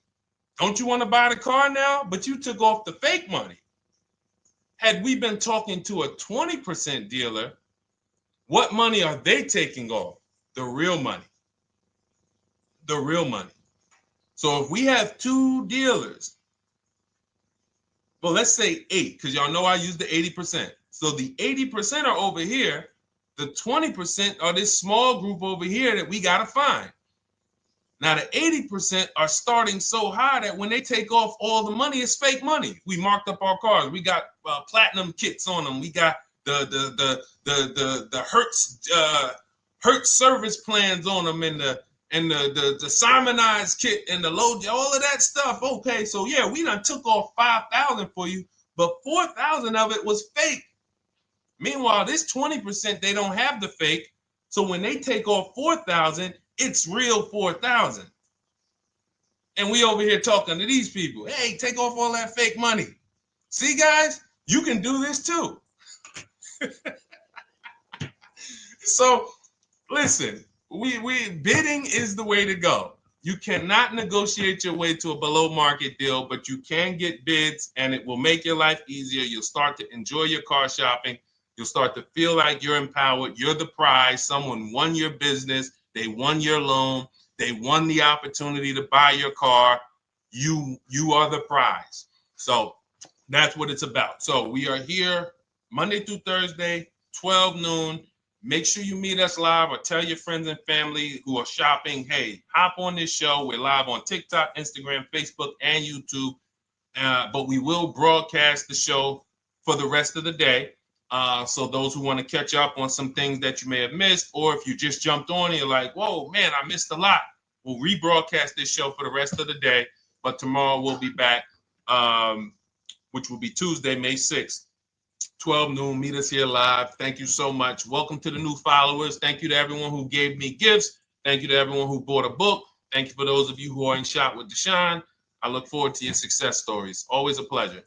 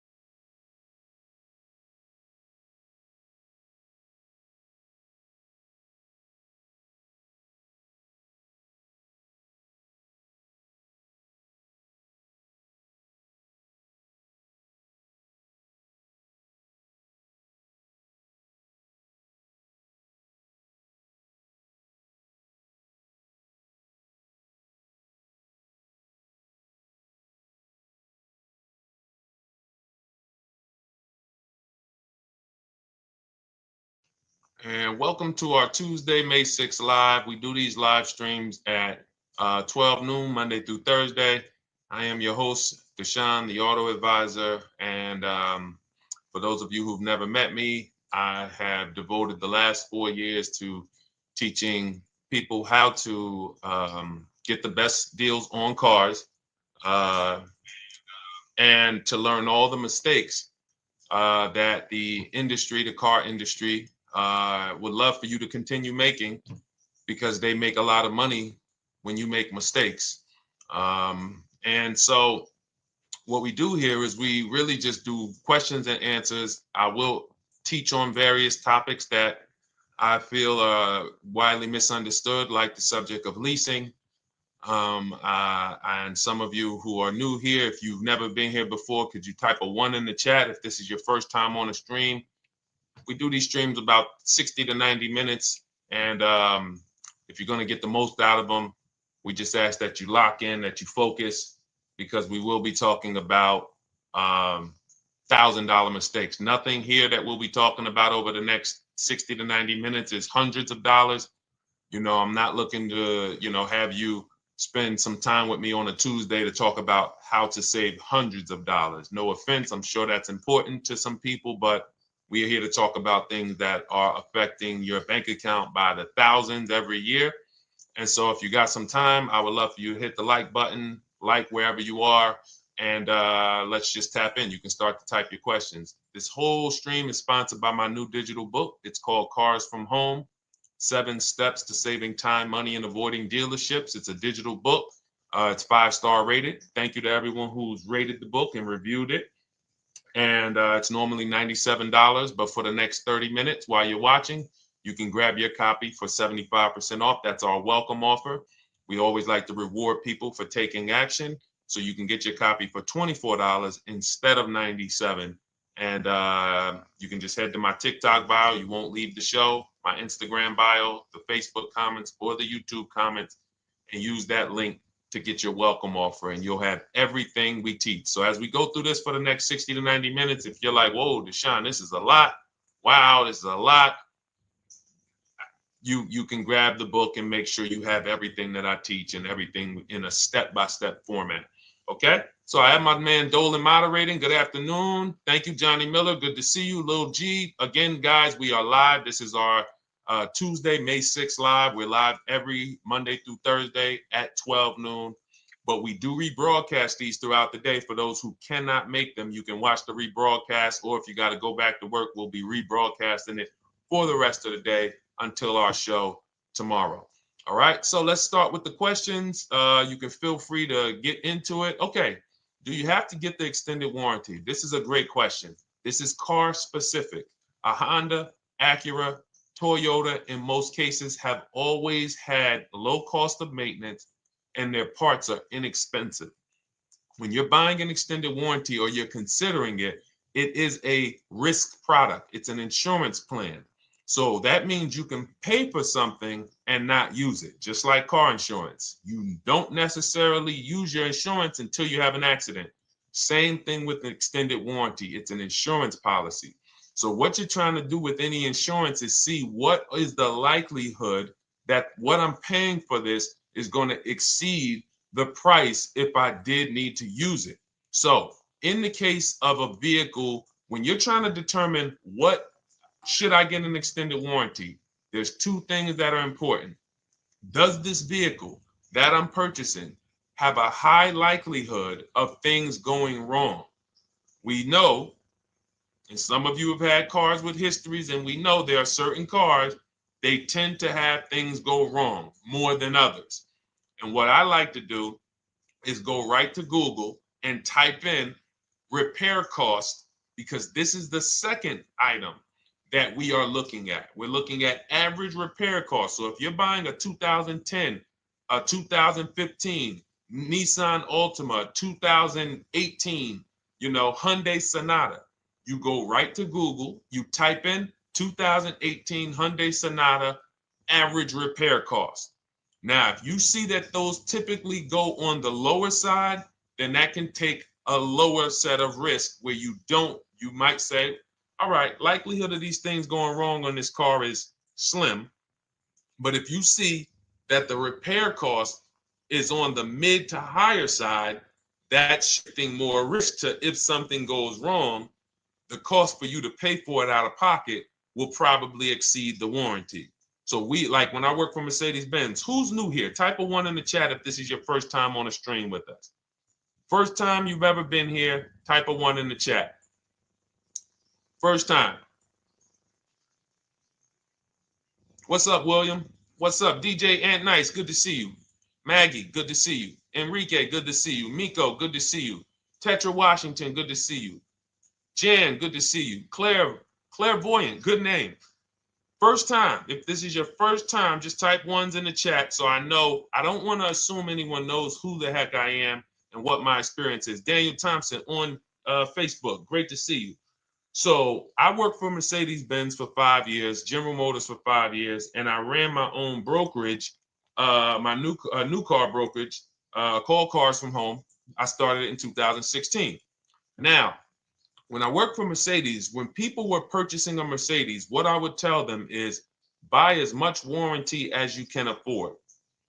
Buy as much warranty as you can afford, because I knew that when something breaks on a Mercedes, nothing's under $1,000, and typically it's $2,000-$3,000. So a $4,000 warranty on a Mercedes Benz is usually worth every dime. But at the same time, we have cars that, again, less likely for things to go wrong, and then when things go wrong, if they go wrong, they can typically be repaired inexpensively. Good to see you, Arms Reach. Welcome on Instagram. Shout out to the people checking in live. Great to see you all. So that's how you're measuring extended warranties. You don't want to get an extended warranty on a vehicle that has a low cost of repair and a low likelihood of things going wrong. You can then take your money, put a little bit to the side, have a little emergency fund, that same $3,500 that you would have put into the warranty, or $2,500. You put that to the side over the course of a year, 2 years, put $100 a month to the side, and then have that be your cushion just in case things go wrong. It's better for you to have that money in your bank account, and if things go wrong, you take it to your mechanic. You must have a local mechanic.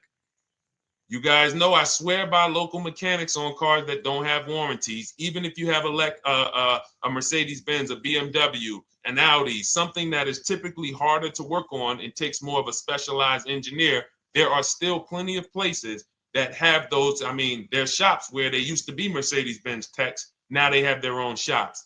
This is who you want, because their cost, their labor is going to be probably 1/3 of what a dealership is going to be. So these are the resources that, again, keep more money in our pocket while getting us the same level of service and experience. Okay, great question. Welcome, Uncle Nene. Good to see you. Uncle Nene. All right, listen. Nicole, good to see you. All right, Dolan, you can pull up the next question. Feel free to start typing your questions.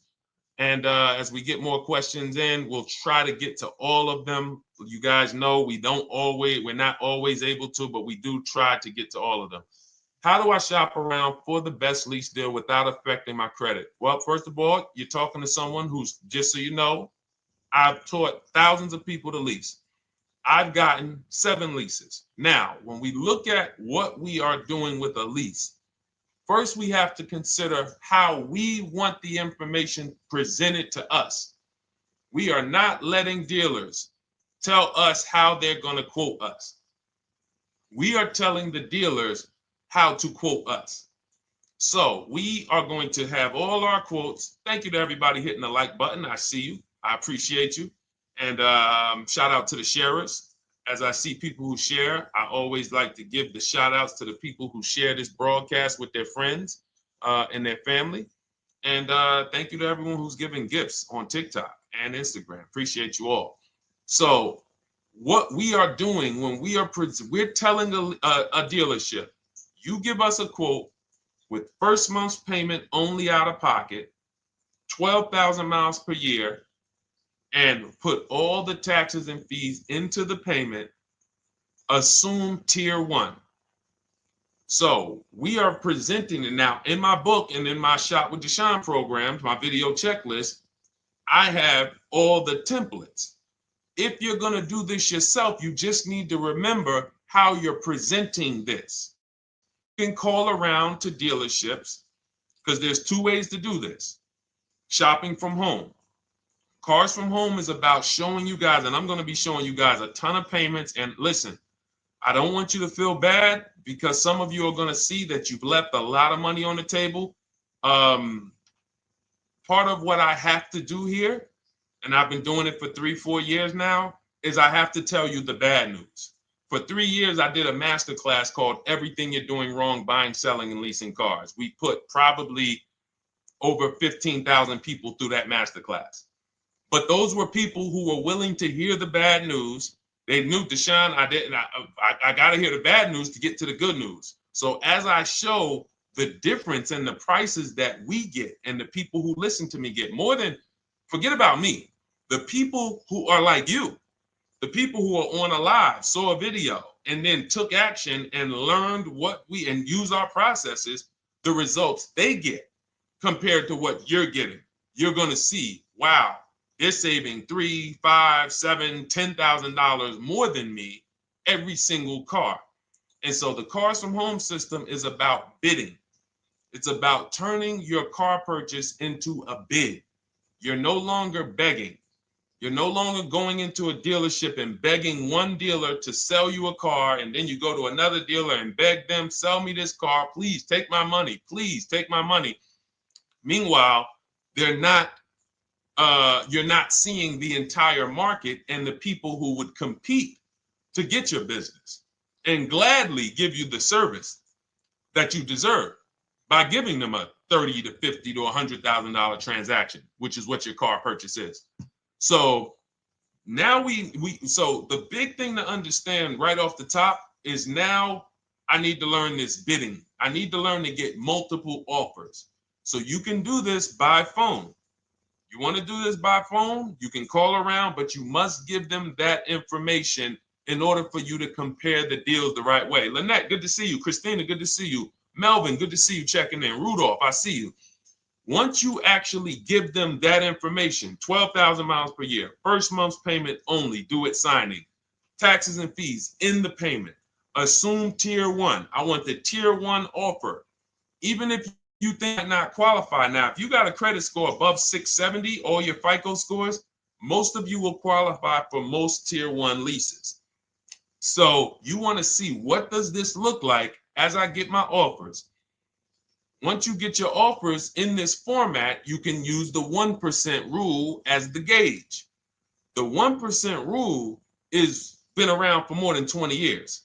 Everyone who leases and who's savvy, we understood if your lease payment is 1% of the MSRP or less, you stole the car. That includes taxes, that includes fees. You're still in the car.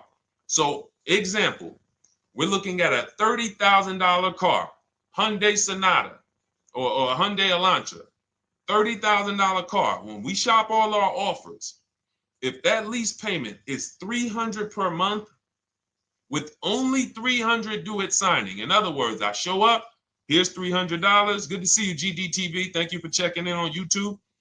Once I give you that $300, that's my payment for the next 35 months.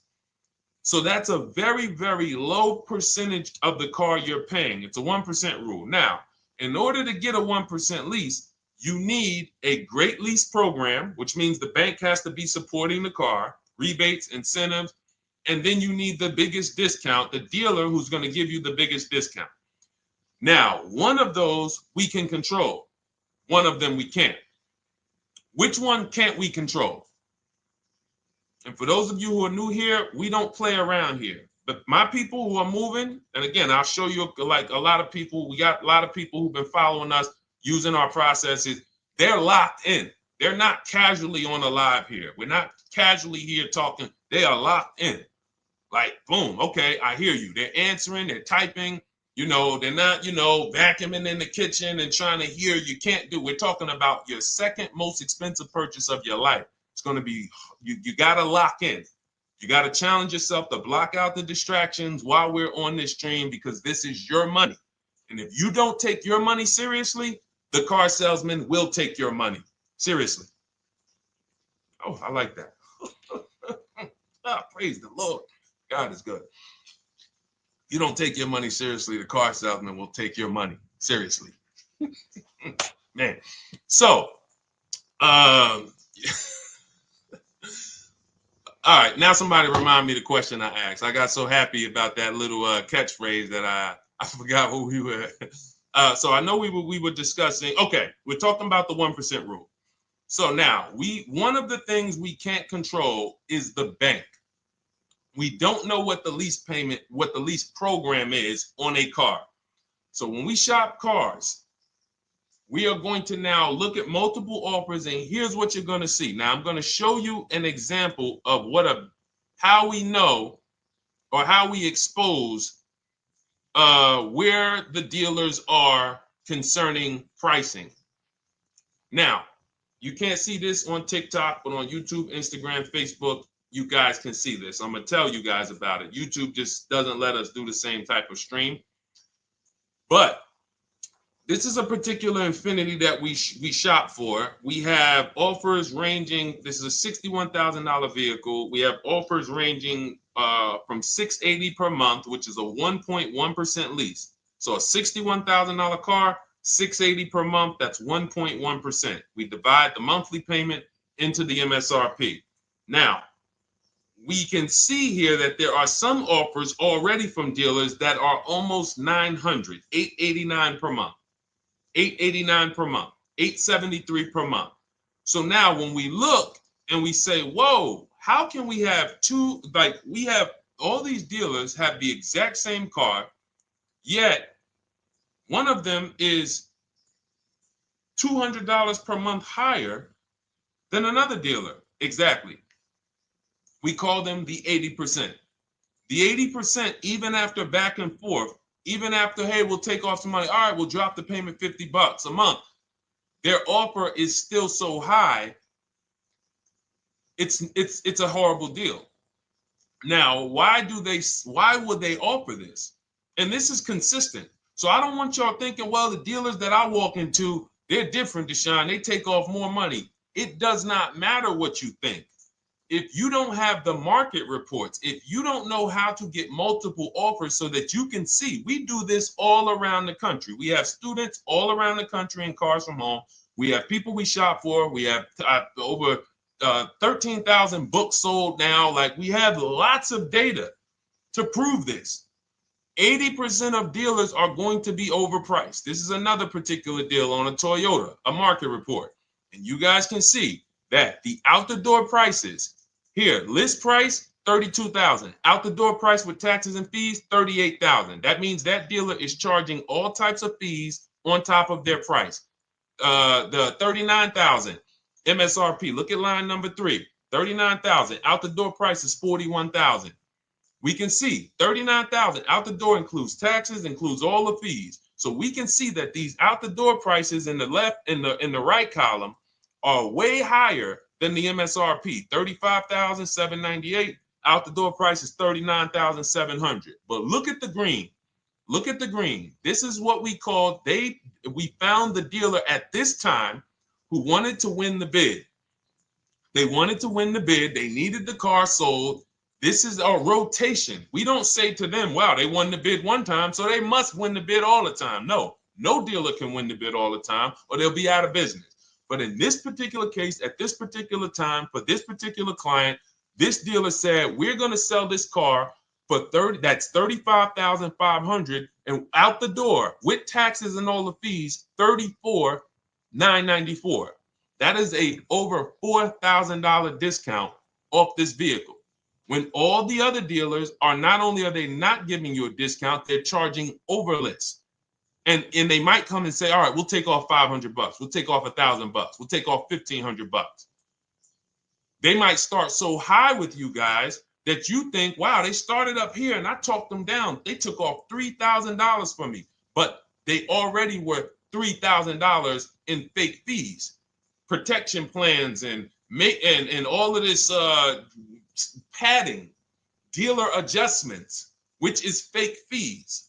So whenever they say, because the dealer gets a minimum of a 6% profit margin, from list to invoice, we have profit. From invoice to holdback to triple net, we have money.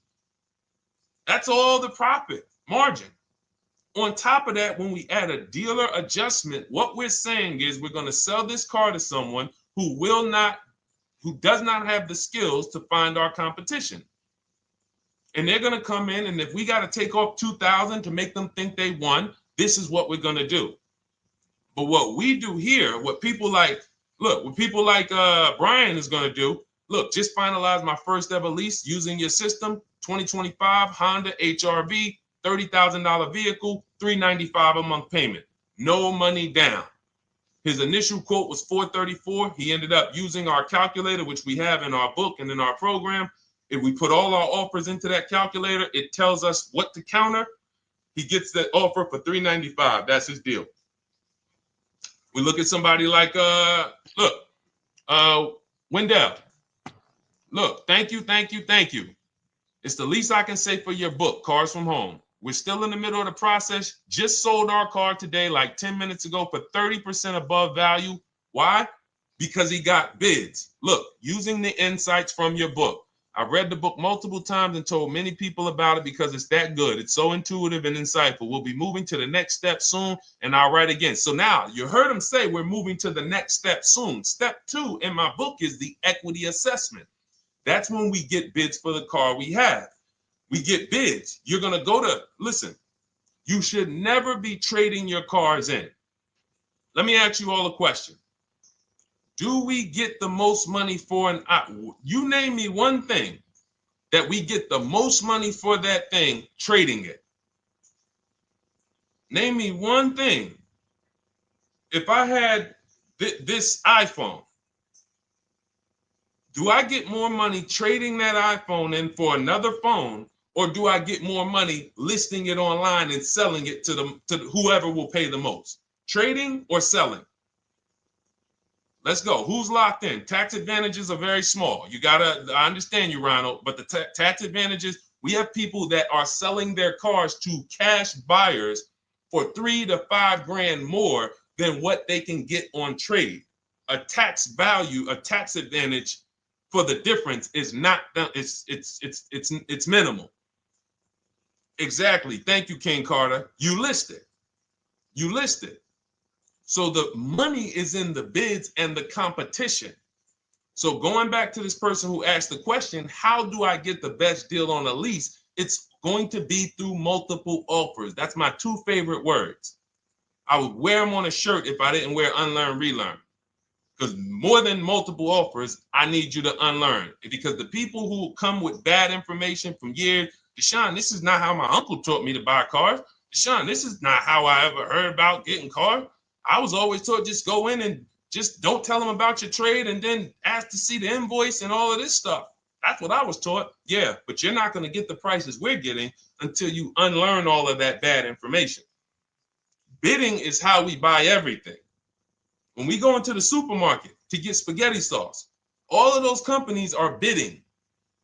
They're bidding. Hey, listen, we'll sell you this for $3.99. Hey, we'll sell you this for $5.29. But we got a better product. We got quality. Look at us. Look, it's all bids. Everyone who wants to sell us something is competing, except car dealers. Y'all notice that? So the mindset that y'all got to have if y'all want to really win and save all of this money and get these huge discounts is I'm going to start purchasing and leasing cars like I buy other things. It's going to be a competition. And I promise you, your whole life is going to change. Your entire car buying experience will change forever. You will be sitting here just like my man Ken, graduated, $585 a month payment, no money down on his Nissan Murano Platinum, $50,000 vehicle. He's paying $585, no money down. $50,000 vehicle. How much would a $50,000 vehicle cost us on a loan if he purchased it? How much would a $50,000? Some of you know every $5,000 is how much per month. Let me see who's locked in. Who's locked in? Every $5,000 is how much per month on a loan. I see you, Daniel Thompson. Check in. Good to see you, Dane. Thank you for breaking it down with complete truth. Keeping eyes wide open to know what to exactly expect. There you go, Dane. Welcome. Glad to have you here. We do not play around when it comes to this. All I want you doing is winning with cars, in love with your deals every time you get a car. All right, nobody knows the 5,000. How much is every $5,000 on a car payment? Come on, y'all. These are principles we've been teaching. Thank you, Daniel. $100. Thank you. $100. So we always want to default to a 5-year loan. I'm going to tell you why. when you default to a 5-year loan, you're in a safe position. Now, defaulting to a 5-year loan means when I look at a $20,000 car, I'm thinking $400 per month. 5-year loan, every $5,000 is $100 per month. If worst case scenario, I'm trying to get a little bit more car, then I'll go to a 6-year loan, but that's the max. I'm not going past a 6-year loan on a car. That's like going to a 40-year mortgage on a house. They're available. It's not a good idea. So when we look at these, you say to yourself, wow, a $50,000 car, that should cost him, if he did no, remember, this is a no money down deal. We're just looking at how much money we're putting in these cars. That car would cost him about $1,000 a month if he purchased it, 5-year loan, no money down. Which is why when people purchase their cars, what do they typically do? Come up with a ton of money, 10 grand, 15 grand, 20 grand, because they're going to pay into that car to try to lower that payment, because that payment. But some of us who don't have the down payment, we're financing most or all of the car. But here's the thing. I don't want you to feel bad if you're one of those people who's like, Deshone, I really don't be having those down payments of 10 grand, 15 grand, but I want to drive something quality. Exactly, I hear you. Here's the bad part about the people who are putting 15 grand down on their cars, but they're breaking the 8-year rule. This is what we call in Cars from Home and everything I teach, the most important question is how many years are you going to keep this next car? If it's not 8, then we don't purchase those cars, because here's what happens with people who go into their bank account, slap $15,000 down in a car, and don't keep the cars 8 years. And if anybody's willing to be honest, they will confirm this right here on the stream. When they go to replace that car in 3 years or 4 years, they literally have a little bit of equity. Maybe they're just breaking even. They're not getting that 15 grand back. It's gone. It's gone. Anyone who puts 10 grand down on a car and then comes back in 3 years, 4 years, all right, I had the car 4 years, 5, listen, I'm going to switch this thing up. They still have a payment. They are barely breaking even.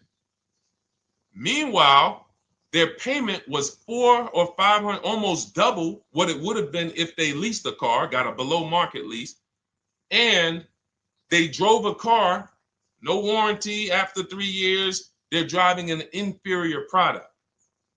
So if it sounds like I'm here to destroy people from purchasing who are not keeping their cars long term, that is the goal. Because as long as you are buying cars that you're not keeping 8 years and you buy them, you turn around and you replace them, you are going to continue to spend way more money than people getting below market leases like Ken and like a lot of other people I'm going to show you on the stream. Lots of other people. Look, dealer American Senior Benefits Plan. He's enrolled with us under his company name. Dealer MSRP on this car was $36,300. 2025 Kia Sport X line. MSR boom 561. Monthly payment is $400. Use the system back and forth. Got $400 a month on a 2025 $36,000 car. Once we put our taxes and fees in that would be a $700+ payment. $700 payment. He's paying $400. And y'all wonder why people are losing cars. $300 more per month to drive the same car?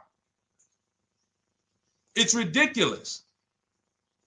Imagine somebody like you, when you learn, now you're pulling up. I'm going to tell y'all one more story, and then we'll go into some more questions, because you might not remember what I'm saying. So those of you who have the book, you got this for the rest of your life. But you will remember, hopefully, a story. I'll tell you about my neighbor. So my neighbor finds out that I'm into this car business and that I educate. And he said, hey, Deshone, I was watching some of your videos and I come across this 8-year rule that you teach. And his wife had actually had a Kia Telluride. Popular vehicles, probably been one of the most popular SUVs, that the Palisade, since 2007, 2019. Super popular vehicles. People were charging $5,000 over sticker for them during the pandemic. People were paying it. We were getting them at discounts. Now, his wife totals the truck. She has an accident, totals the truck. She's fine. Truck is totaled. He was financing it. He said, Deshone, I see this 8-year rule thing, man, and I don't keep my cars 8 years. I said, okay. He said, so I'm thinking I should, like, you're saying I should be shopping for a lease on my next one. I said, exactly. I said, make sure you get multiple offers, because if you just walk in and say, hey, work me up a lease, they'll give you the same payment you had on the purchase. And then they'll tell you something ridiculous that they want you to believe, like, hey, the lease is the same price as the purchase, so you might as well just purchase it. And people believe this stuff. Now, I said, you get multiple offers, stay at home. He calls me, he says, Deshone, I got the new version of the Telluride, new. I'm paying $479 a month. He's $497, and then he said, I think he put down like $1,000, bring it down to $479. $497. He was just paying $800. Do you think anyone can tell him anything about leasing? He's pulling up in the same exact truck. In fact, the newer version. He knows he wasn't going to keep the car long term anyway. He's not going to pay it off and then keep the car and have a paid off Kia Telluride for 10 years. That's not what he does. He keeps them 3 years, 5 years, 7 years, and then he replaces them.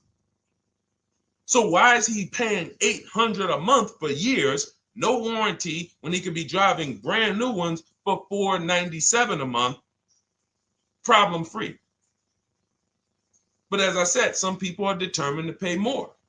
But the people who, once you get this leasing thing, if you're not keeping your cars, it will change your life. Now, again, I got a car I'm purchasing, we're keeping it. Anything you are buying, keeping 8 years, forget about leasing. It shouldn't be a thing. Who keeps their cars more than 8 years? Let us know.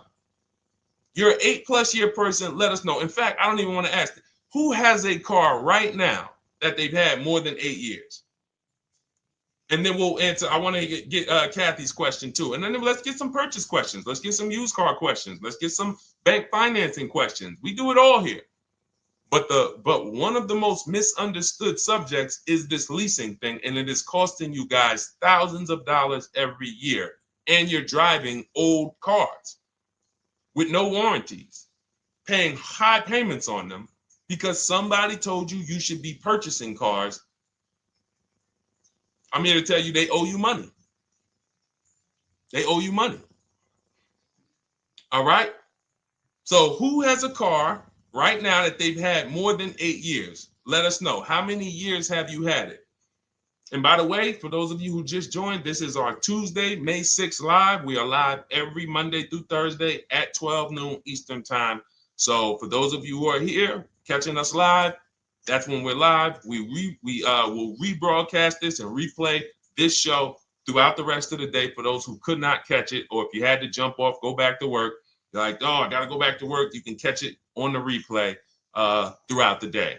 But we are live Monday through Thursday at 12 noon. So welcome to the people who are here. EJ, driving a lot of miles does not matter. Let me break this down for you. So right now, let's go to somebody who else has a lease. Let's look at, because who's heard with leasing you can't drive too many miles? Who's heard that, right? Type me if you've heard that. Let's go. Type me if you heard that. Come on, where's the locked in people at? I see Kathy, I see EJ, I see DJ Ant Nice, I see XP. All right, I see Mr. Slim. Welcome to the community. I see Rhonda. All right, where are the locked in people? Instagram, where we at? Locked in. All right, dang, I see you. Jamel. All right, perfect. So, Sherry, I see you. Sherry Baker on TikTok. So you've heard, oh, you can't drive a lot of miles with a lease. Let's be clear here. You choose the mileage on your lease. It's not selected for you. In fact, the only time it is selected for you is if you don't realize you choose it.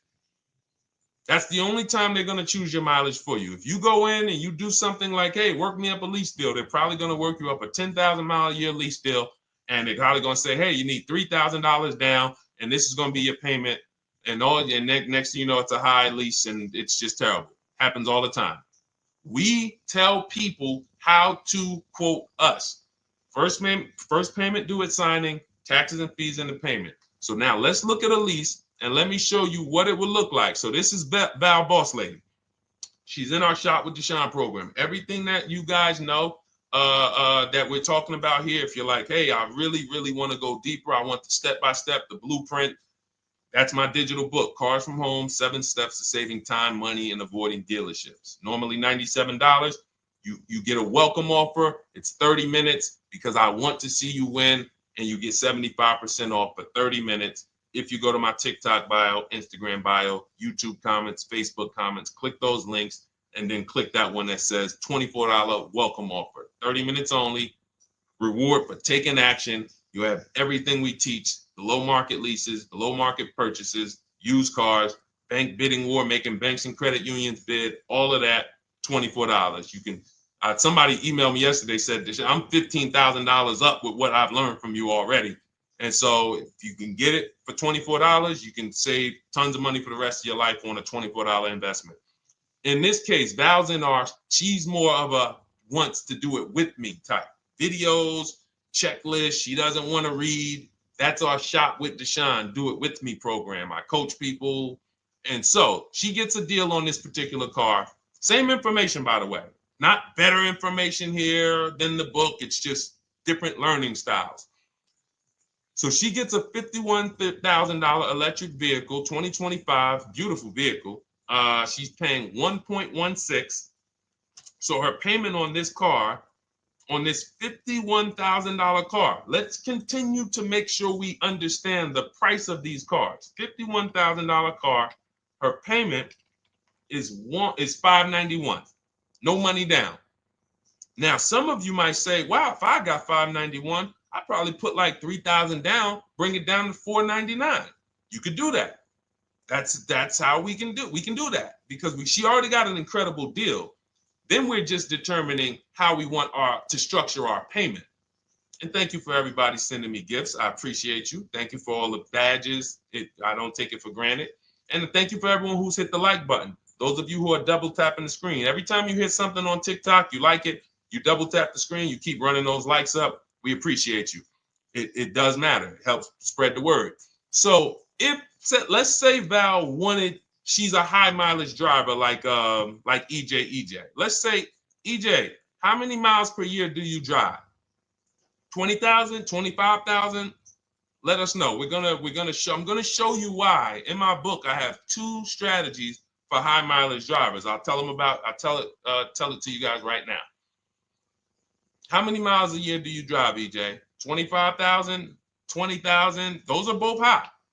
Let us know. Or if anybody, else, because, anybody else who's a high mileage driver, let us know. How many miles? 26. All right. Thank you, EJ. So let's just round that to 25 for now. Let's just round that to 25. So let's say instead of her $591 payment for a $51,000 car, now you could shop for a $30,000 car and you can have a 1% payment. If it was, a similar deal, you'd be paying $300 a month. In her case, she has a $51,000 car. She probably wanted a nice SUV that looks beautiful, that some other people are paying $1,000 a month for. She's paying $591. But if she wanted to bump it up to 15,000 miles a year, she'd be paying another $30 more per month. She'd be paying $620. Now, if she wanted to bump it up to 20,000 miles per year, she'd be paying probably another $80-90 per month. So she'd probably be paying $700 to drive 20,000 miles per year. Now, let me tell you guys, because some of you guys who are like, yo, man, those payments are high.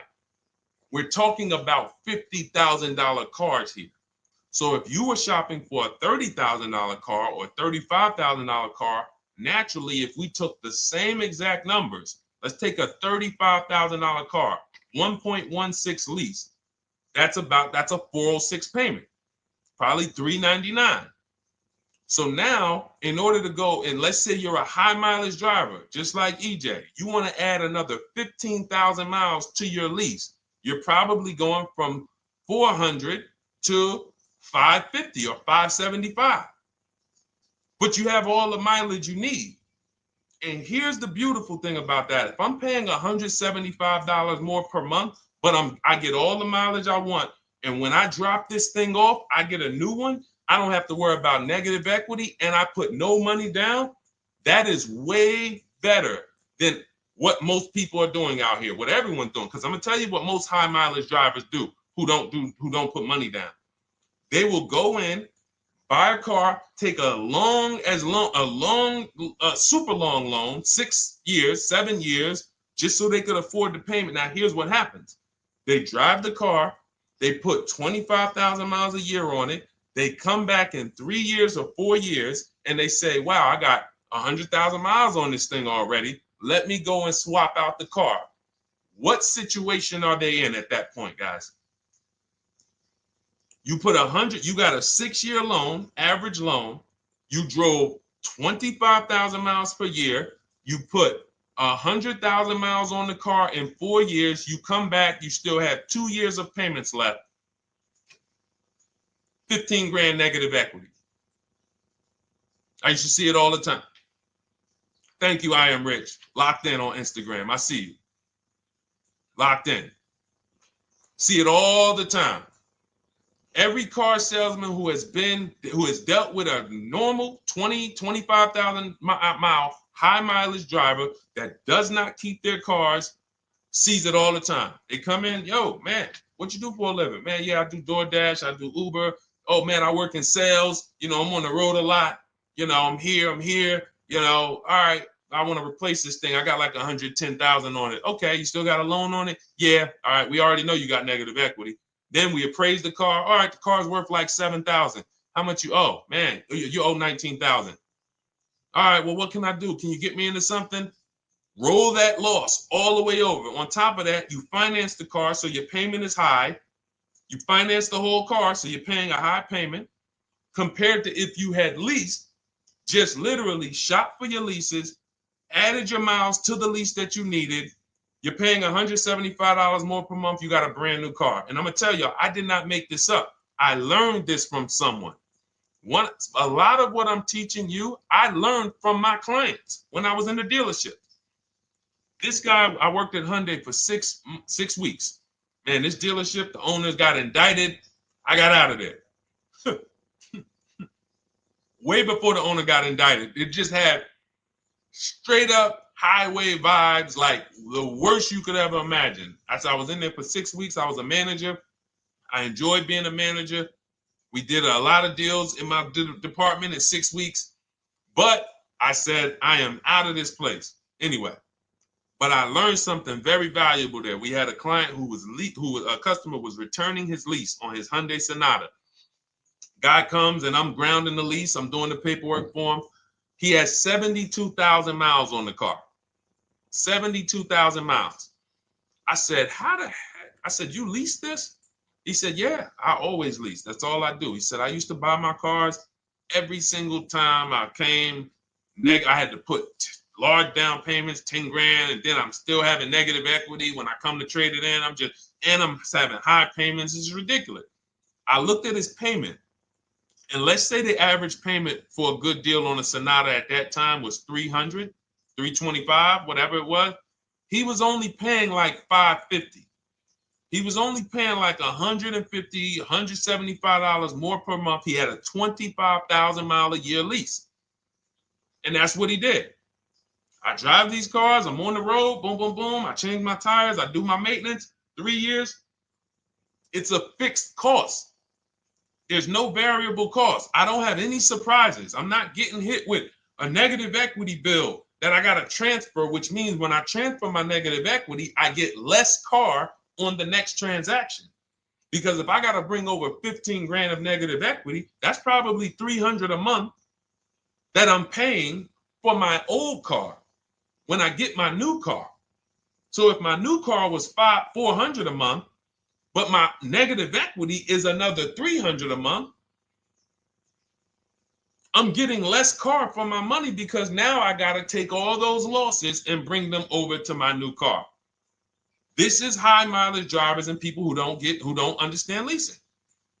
That's why you're losing so much money. And when you just flip the switch and realize Deshone is not talking to me emotionally, I am not talking to you about never do this, never do this, like these other people who say this, do this. This is how you buy a car. They never talk numbers. Y'all notice that? You notice that, right? You never hear them talk numbers. It's always never do this, always do this. This is the worst way to do this. This is the most expensive way to do this. This costs you the most money. They never talk numbers, though. That's why everything I do is to show you the numbers. Thousands of transactions since 2006 in the car business, helping people the last 4 years all around the country. This is the numbers that they might not understand. So if you're not keeping your car 8 years, it does not matter if you drive 20,000 miles a year, 25,000. You should be looking at a high mileage lease. Or my second strategy for high mileage drivers is this, because some of you want a nice car. This is for my people who you're like, man, Deshone, I'm on the road. I got my car that I do my work in. I kind of, slep it around. I don't really want to lease something and then put, that wear on it. I got stuff. I'm throwing bags in the back, whatever it may be. There's a strategy we created called 2 cars, 1 payment. And what will happen is your first car will be a purchase. And if you have an existing car, you're going to keep that. So let's say you have a car now, you're driving a lot of miles, you're doing your 25,000 miles a year. You pay that car off. You keep that car, and then you go and you lease you something nice, regular mileage. So you might get a 12,000 mile a year lease, and then you drive 12,000 in your mileage car, 12,000 on your nice car. Because some people are like, I want a car that I could, when I need to go somewhere nice, this is what I want to drive. When I'm with my family, this is what I want to drive. But when I go to work 5 days a week, I'm going to drive my mileage car, 3 or 4 of those days, and then I'll take the lease maybe 1 of those days, and I'm splitting the mileage. You still have 1 payment. It's low. And then every couple years, you replace the mileage car or you replace the lease car, and depending on when the lease is up. But you want to keep that, and that mileage car should be something that will last. Ideally, something that you can get 200, 300,000 miles a year out of that car. Because that's what that car is there for. Man, I'm hopping in this thing, man. Oh, transmission went out at 170,000 miles. Go get you a rebuilt transmission. Boom, boom, drop it in there for $2 grand. Get another 80,000 miles out of that car, but you still got your lease car, and you're just splitting the mileage. Both of those are short-term strategies for high mileage drivers. That is not for long-term people. If you're a long-term person, I keep my cars 8+ years. Forget about leasing. You should just be finding the best deal, below market purchase, keep the car, something you can keep for 8+ years. You can put 30,000 miles a year on a car 8 years in a row. If you get the right car, and in 8 years, you got 240,000 miles, and then you replace it. Forget about leasing. This is only for you guys not keeping your cars 8 years. You're getting killed on depreciation. You're paying tons of money. This is you are the people who should be leasing. Okay? So everything we're talking about this is the Cars from Home system. We teach this. I'm not freestyling this. This is in my book, digital book, Cars from Home, 7 Steps to Saving Time, Money, and Avoiding Dealerships. We have two strategies for high mileage short-term drivers, 1 strategy for high mileage long-term drivers.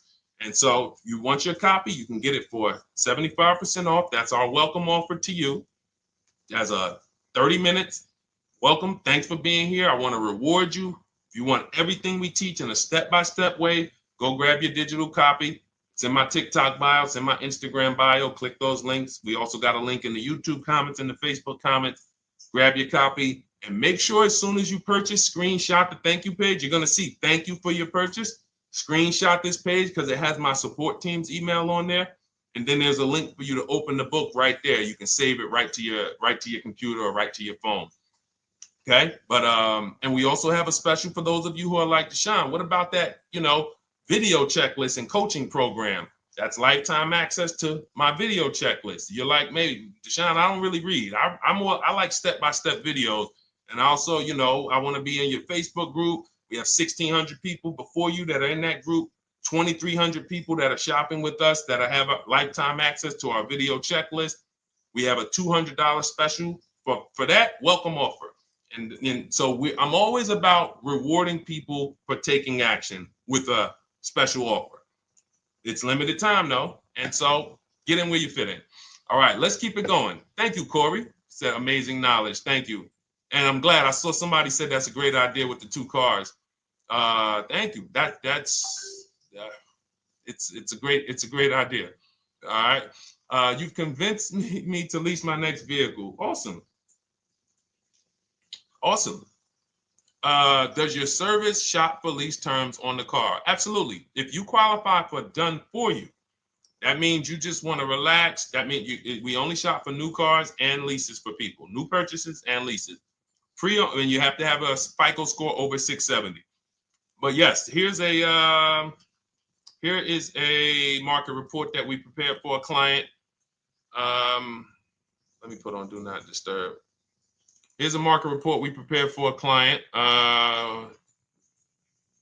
Okay, so I showed you that that's an affinity. We didn't even finish that. We had just started for this client. But this is, do I have one here? No. Do I have a lease market report here? Yeah, right here.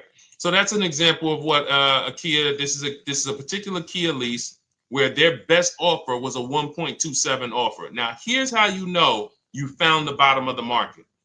And again, whether you're using the book or whether you're calling around, again, you can call around to do this. The key is not going into dealerships. You cannot do this going in. Once you get your offers, you know you found the bottom when your best offer is between $150 to $200 less per month than your worst offer. And if you're purchasing, you should see a spread of between $3,000 and $5,000 minimum between your best offer and your worst offer. That's when you know you've shopped correctly. Because until you find the 80% dealers, you have not shopped correctly. If you're like Deshone, these prices still seem close. You have not found, you're talking to the 80%. You haven't found the 20% yet. Because the 20% is going to be that $3,000 to $5,000 less than the 80%. That is just the numbers. That's the way it works. So yes, so when some cars you're going to see that the lease program won't allow for a 1.1% lease. The best offer, like, we've shopped Hyundai Palisades for years. And I got my dad one back in November. And his best offer is like around 1.3, 1.28. That's the best I've ever seen on a Palisade. I've never seen a 1.1 on a Palisade. I've had people in our Charles. Some of you know I posted pictures of him when he got his Palisade last year. We clear out the old pictures because we got a bunch of new people with 2025. So we're not going to sit here and talk about 2024s anymore. We got Ken, we got Melissa, we got Sheree, we got a bunch of new people, just Ralph. We're not going to, but I do remember posting Charles who got his Palisade and he's like, he shopped, used the system, got his multiple offers. Best deal was 1.3. So that's where it comes in at because of the lease program. That dealer is already taken off to win the bid, probably taking off $5-6 grand. But if they don't have more rebates and more incentives and a better, then it's not going to lead to a 1% lease. So the 1% leases come from major incentives. Maybe sometimes they have too many of the vehicles. They want to move them. Lots of bank support. But what I tell you is you should be looking for between 1.25 and 1.5. That's how you should budget for a lease, between 1.25 and 1.5. That's a great deal. And if it has a really aggressive lease program, once you get your bids, you're going to see it fall under the 1.25. You see it fall into 1.1, 1.2. but we don't know what the lease program will be until after we shop for that vehicle. Okay? So yes, absolutely. It's an empowering way to shop. It's also fun because you can see, man, I'm not begging anymore. Like these people are like, please do business with me. Please do business with me. And then you start to feel bad for everybody who's still in those dealerships doing it the old way because they're talking to the 80%.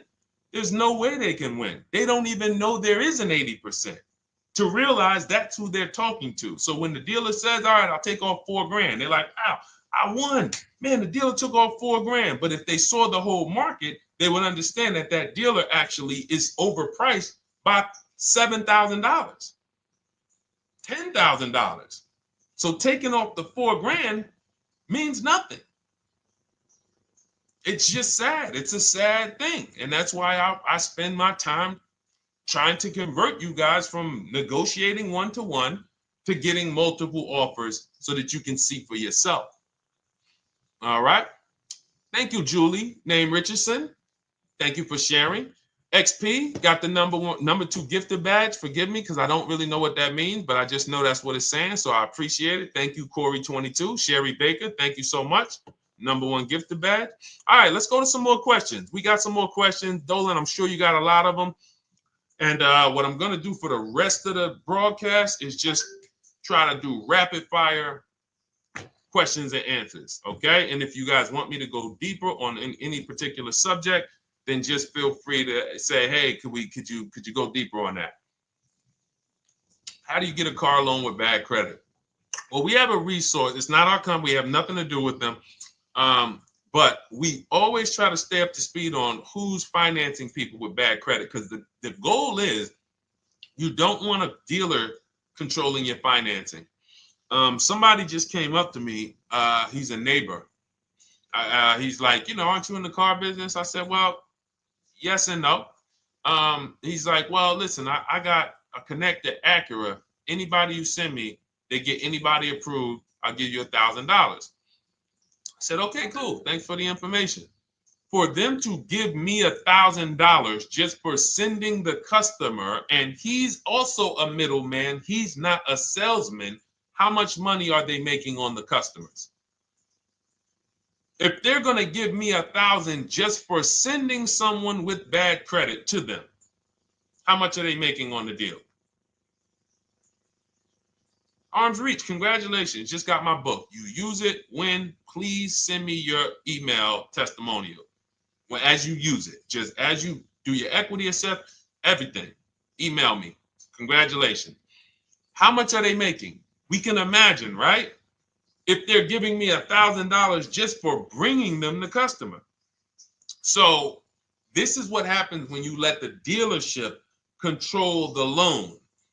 Because why do we separate? All right, I'm gonna break something down I call the 3 pillars of great car deals. Three pillars. You can't get a great car deal without maximizing each pillar. And some of y'all that have been with us for 3 years, y'all already know the 3 pillars. First, who you buy your car from. Second, who you get your loan from. Third, who you sell your old car to. That's 3 separate transactions. The car business has trained you guys to give them all 3. All 3. The car business has trained you guys to give them 3 transactions. Anytime you purchase the car, who's done this? Be honest. Purchased the car from a dealership, sold them your old car, in which case you call it a trade, and they got you your loan. Who's done this? 3 transactions in one. Why do we know these are 3 transactions? One, there's competition. People want to buy your car. It's okay, Corey. That's that. Thank you for being honest. That's how we change. The reason why we know that these are 3 transactions because there's people who want to compete in every one of them. There are people who want to buy your car. That's why step 2 in our book, we never trade. We get offers from CarMax, Driveway, Carvana, AutoNation, Car Gurus, Kelly's Blue Book Instant Cash Offer. It's a bid. We just had someone sell their lease. Miss Hickman, she sold her lease, made $4,700 selling her lease. CarMax won the bid. Drove the car for 3 years, had equity. She dropped her lease off. They gave her $4,700. Won the bid. That's one pillar. Second, who I'm going to get my loan from if I'm getting a loan. Those of you who are paying cash or leasing, this is not a pillar. But we need to bid out our loan. We had a great talk yesterday on our show yesterday where I asked, who do you guys get your loans from? Most people said the bank, the credit union, the dealership. One person said the right answer, whoever gives me the best APR. That's the right answer. And then we have who we buy our car from. There's banks and credit unions that want to compete for our loan. There's multiple dealers who want to compete to sell us a car. So we can't get a great deal until we have bid out each pillar. And that's why when we have bad credit, if we let the dealer now control, this dealer has a car. We didn't bid out that car to find out, is it a great price? Now they're also giving me the loan and they're charging me 25%. We didn't bid that out to see, is that the best loan I could get, even with my bad credit? Is that the best loan I can get? So the key, what you want to do first, if you have bad credit, is I'm online looking for anyone who will finance me with bad credit separate from the dealer. I'm not going to Carvana.com and saying, hey, you can get a car with us you can get a loan with us as long as you buy a car from us. You're mixing the transactions. You're taking away my ability to get bids. I'm finding someone you should check out. There's a resource. Oh my goodness, what's the name of the company? It's in my book, but I want to give it to you. Goodness, it's slipping my mind right now. Send me an email or a DM, because here's the thing. If you use just that part and get the loan funded, but you don't know how to bid out everything else and structure your transactions, and are you keeping the car 8 years? Because if you're not keeping the car 8 years and you're like, Deshone, I hear you talking about leasing. I'm not keeping my car 8 years, but my credit's not good. The only purpose, if you telling me that I could be driving brand new cars for cents on the dollar, but I don't qualify right now, this car that I'm going to get is to set me up. So I'm not going to get a $30,000 car. I'm going to get me a $12,000 car, $10,000 car, the cheapest car I can get a loan on, so I can establish a payment history. And once I establish a 2-year payment history, yeah, I'm going to drive a car less than what I could drive. I got the money. I could afford more than this. But you're not setting yourself up for the right transaction. You should be setting yourself up and saying, all right, I'm going to sacrifice with this car, drive something that I know this is not my ideal car, but I'm going to build 2 years of payment history. So when I go and I swap into my lease in 2 years, I'm out with a brand new car. I'm paying cents on the dollar, and I won. But it was a plan. It was a long-term plan. This is the second most expensive purchase of your life. You can win every single time, or you can lose and set yourself and your family back 5 to 10 grand each car or more. Every time you get a car, it's 5 to 10 grand more you're coming out of your family's bank account than what could have. Then you got the car breaking down. Now you got tow trucks, all because you don't have an actual plan you're rolling out. And that's what I see a lot of people do with bad credit. Oh man, I got bad credit. I'm just going to go and get me something. I could afford $600 a month. And they go and buy the most expensive car. But because 25% interest is on the loan, they're not getting the most car for their money. Now, 3 years down the road, they're going to pay the high payment, still have negative equity because the interest is so high, and then they go and swap and do it again. And because the payment's so high and the car is older, because they want something fancy, but they really can't get that because, again, the interest is high. That's eating into their budget. Now they're going 3 years down the road. They missed 3 payments. They were late 3 times, so they're no closer to leasing. Credit's still bad. This is disaster. So if you're a long-term person, I break it down for you guys into two groups of people: long-term, short-term. Long-term high mileage driver, short-term high mileage driver, different plan. Long-term bad credit person, short-term bad credit person, different plan. If I'm a long-term person with bad credit, here's what I'm doing: finding the absolute best car I could find, getting bids, either new cars or used cars. We got the strategies for both. You can use the marketplaces, cars.com, Car Auto Trader. We got a whole strategy for how we find used cars, but you find that car, you pay your loan of 20%, 19%, 18%, if that's the best you can get. Because here's what you're going to do. In 2 years, you're not swapping into a lease. In 2 years, you've established a payment history, you fixed your credit, and now what are we going to do? You got a quality car. You're not thinking about trading it. You're not thinking about replacing it. You're like, man, this is my car. It's a great car. I'm just paying daggone 20% interest. What do I do now after 2 years? Now that my credit is good because I got a quality car, dependable car, I'm focused on fixing my credit over 2 years. What am I going to do after 2 years? Anybody?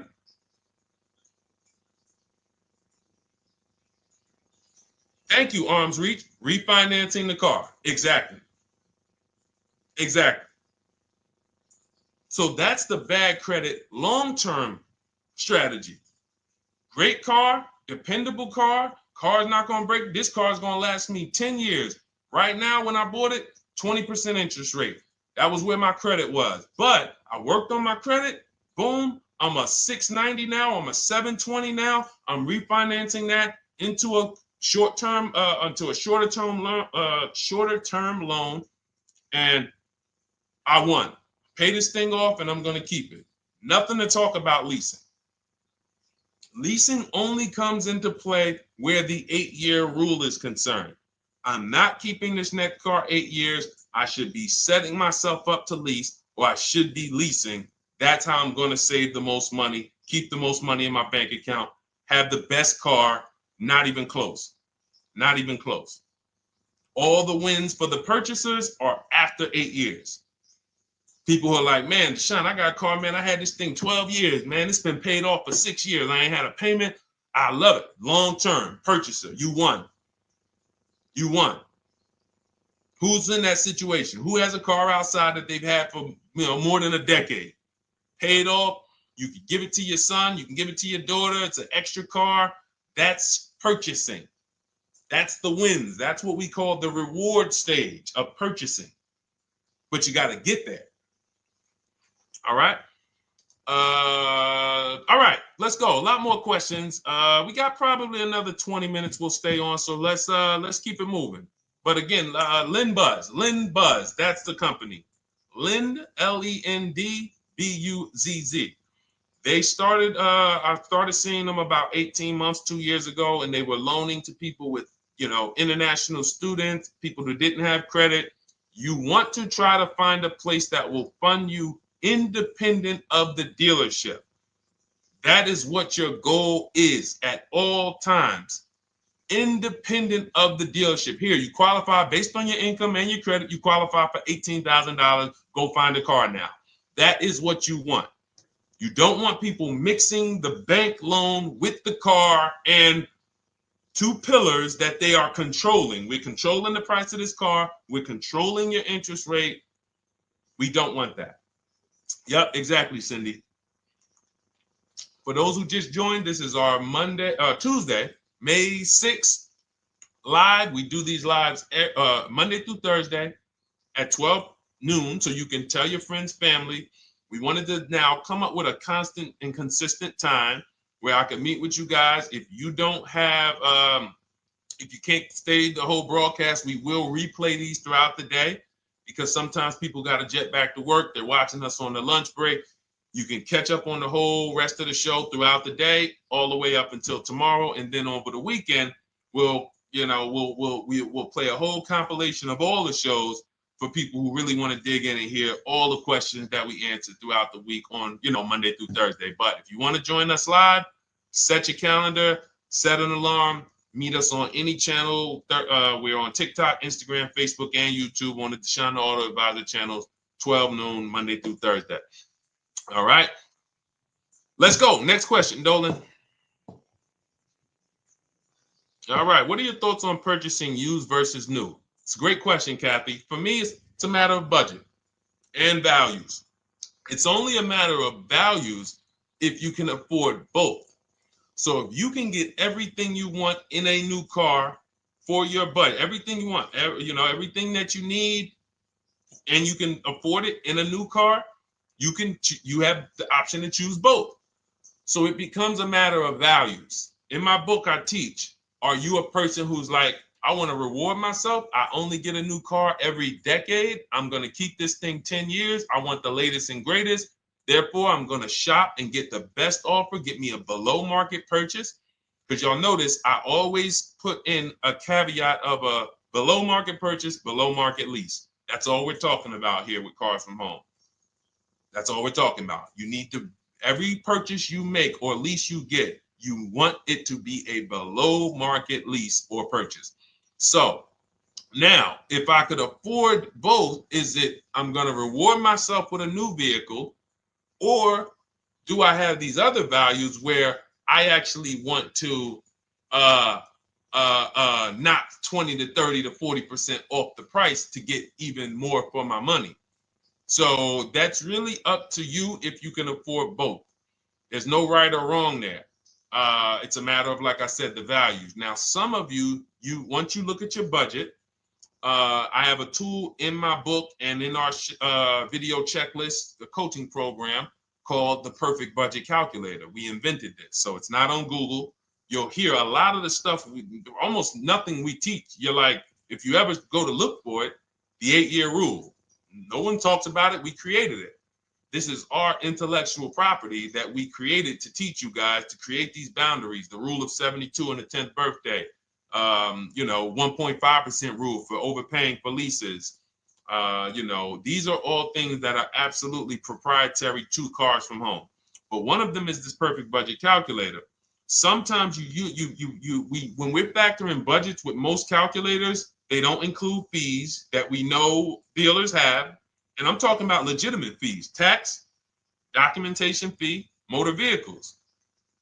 So we're putting our budgets together, but we always get caught out there. Who's had that happen? You got it all figured out. You get to the dealership, you bought the car, and they're like, well, what are you going to do with the fees? Because you got $3,000 in taxes and fees. And you're like, whoa, where'd that come from? Sometimes they're lying and sometimes it's legit. But none of these calculators factor in the fees and everything like that. So we created this perfect budget calculator that does. But here's the thing. Once you find out what your budget is, even if you're budgeting with a normal calculator, just add a couple thousand to account for the taxes and the fees. But you might see, I can't get everything I want in a new car for this budget. Everything I need, I can't get for this $24,000, in which case I need to go and look for a pre-owned one. So that's why I said, in reference to your question, Kathy, what are my thoughts on purchasing used versus new? It's a matter of values and budget. Budget first, because budget will determine if you can afford both and get what you want. But if you can afford both and get what you want, then it's a matter of values. Okay? So again, everything we're going over is in my new digital book. It's called Cars from Home, 7 Steps to Saving Time, Money, and Avoiding Dealerships. It's 5-star rated. Thank you to everybody who has taken the time to rate it and review it on Goodreads.com. It means a lot.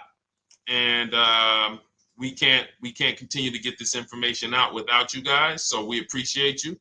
And you can get your copy instead of $97, you can get your copy for $24 as part of our welcome offer.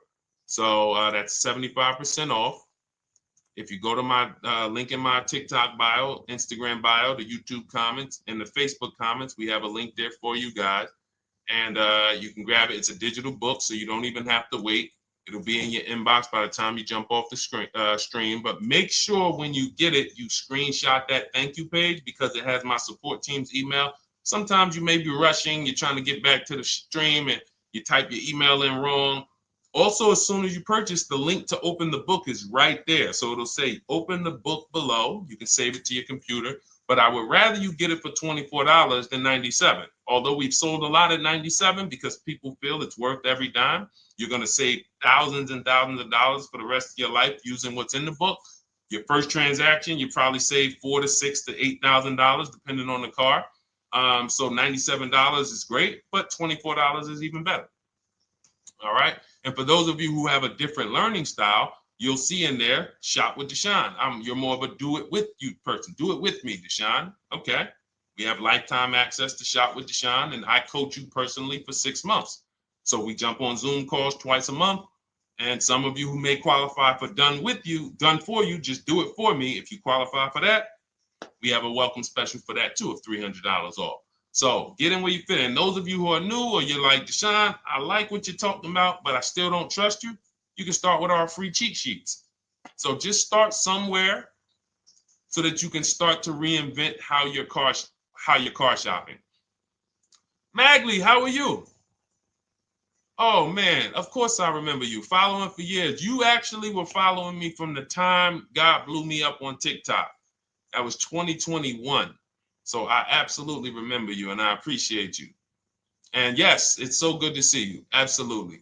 Absolutely good to see you. All right, Dolan, we got a couple more questions. We got time for a couple more. Let's try to go as fast as possible.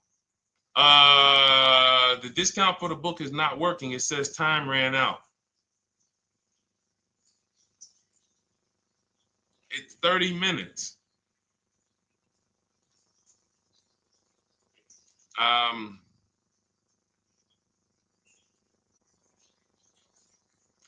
don't know. I don't know. Y'all help me out. I don't know what to do with that. I'm sorry. If the welcome offer for $24 was not really 30 minutes, then that means I'm just lying to you. You know what I mean? I'm just like, oh yeah, it's 30 minutes, but come back in 2 hours and it'll still be, you know what I mean? It's, start with the cheat sheets. You know what I'm saying? Like start with the cheat sheets. Get yourself your free cheat sheets, and start there. And when you feel better about working with us in some capacity, you go to the next step. Start with the free cheat sheets. All right, let's go, Dolan. So I'm a new driver. Should I be looking to be an 8-year person or a lease person? Well, I'll tell you this. I got 3 young adults. 2 my daughter, my daughter who's 18, my niece who's 20, and then a young man that I, basically like a son to me who's in the Navy and he's 21. Well, he'll be 21 this year. So he's 20. Now, they all called me in the last 3 months because my daughter's getting her license. My daughter didn't call me. She's getting her license in the next, in June. And we've all talked about this. How should I get this car? Now, my situation when I was 22, I'd already bought a $500 Mitsubishi Eclipse. Transmission went out on me probably after 6 months. And then I bought a buy here, pay here car. This is before I got into the car business. I got into the car business, I was 22, working for Pontiac GMC Buick. So I get this buy here, pay here car. It was a quality Chevrolet Cavalier. I didn't know anything about cars, so I went to a local spot. They said, hey, put down this, just pay us $50 a week. So I did that. But 22, I had my daughter, and my boss says to me, hey, why don't you lease something? And I was already selling cars, but I just didn't think, could I even, qualify for a lease? I don't even know what I was selling them, but I'm just literally doing what most salesmen do. All right, he wants to lease. All right, what's the payment? Yeah, tell him it's this. All right, perfect. They said it's that. Oh, that's a little too high. All right, they said it's a little too high. All right, so that's what I was doing. I didn't really understand anything. That's most car salesmen. So I end up getting a Pontiac G6. I'm 22. I paid $256 a month. Now, it would have been less, but I didn't get a tier 1 approval because I didn't have, I think my credit was like mid sixes at that point. And you know, you really want to be over 670 to get most of the tier 1 approvals. But it would only raise my payment maybe 25 bucks. Wasn't a lot. Now I'm 22. I'm driving a brand new 2007. It's still 2006. 2007. I'm pulling up, brand new car, full warranty, $256 a month. At the same time, I have a friend, got a vehicle, Toyota, financed it, went in. She had, you know, we had our, she had a young child, a little older than us, maybe 1 or 2 years older than us. And then she goes and she purchases a car. $500 a month.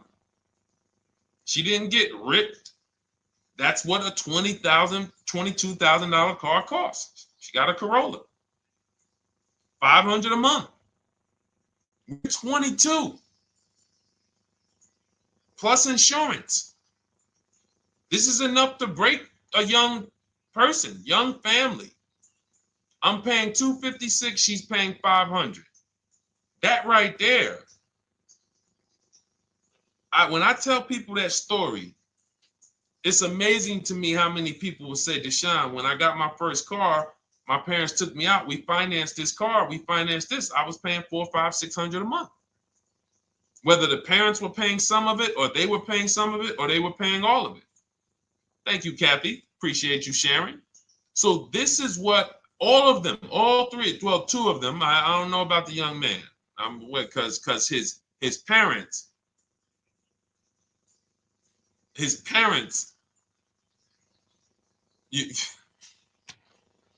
I'm not going to override your parents. And if your parents tell you that they think you should buy a used car or buy a good, then okay. But I'm just telling you, when you see my daughter and you see my niece pull up in brand new cars and they have low payments and they don't have to worry about getting stranded on the road, hey, call the tow truck. Do we still have a warranty on this thing? So I would be telling, again, 8-year rule.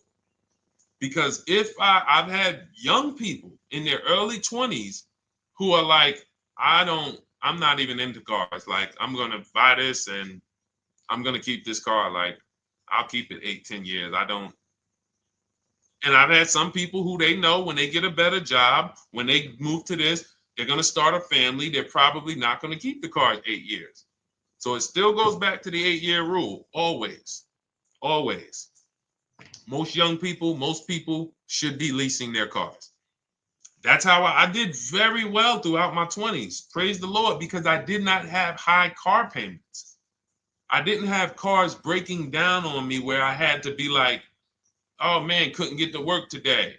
Not many 20-year-olds, 23-year-olds are keeping cars 8 years. So when you're putting them in used cars, you're really setting them up for failure in a lot of cases, compared to if they were just leasing, getting look, because some people be like, wow, are $300 car payments still out there? Oh yeah, they're still out there. Just you just are shopping for the right car.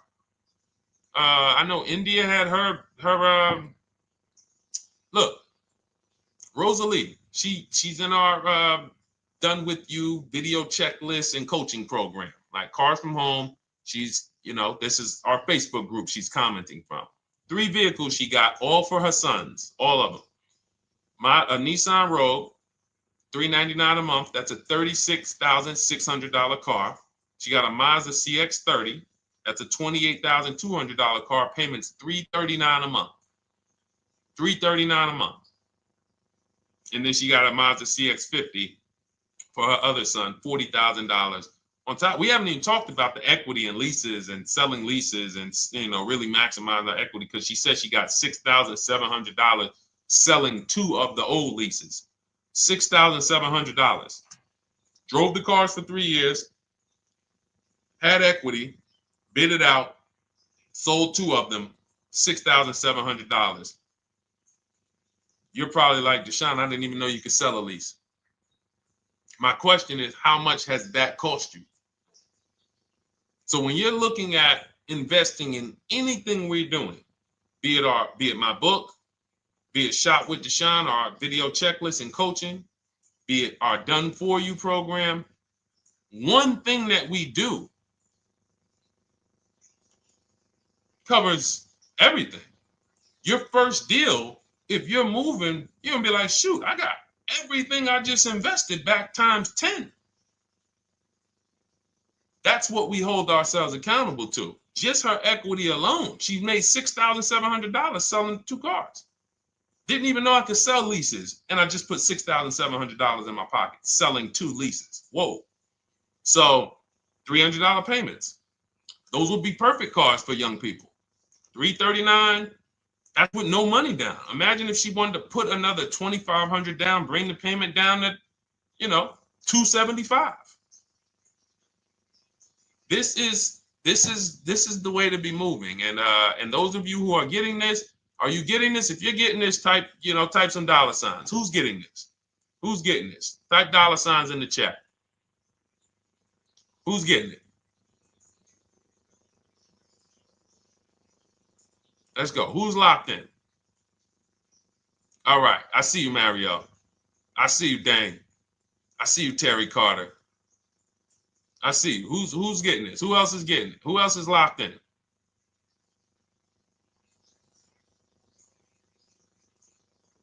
A lot of y'all on here.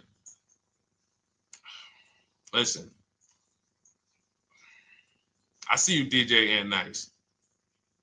I see you, Arms Reach. And I can tell the people that's locked in because they be like, all right, Deshone, you said you're here for 90 minutes. I know we got about 3 minutes left. I mean, I'm hanging for this whole thing. I don't want to miss anything. Shout out to the people that are locked in. All right. Go ahead, Dolan. Should the out-the-door price include your trade? First of all, that's a curse word. All right, we're going to go back to that because I got out of saying that for a while.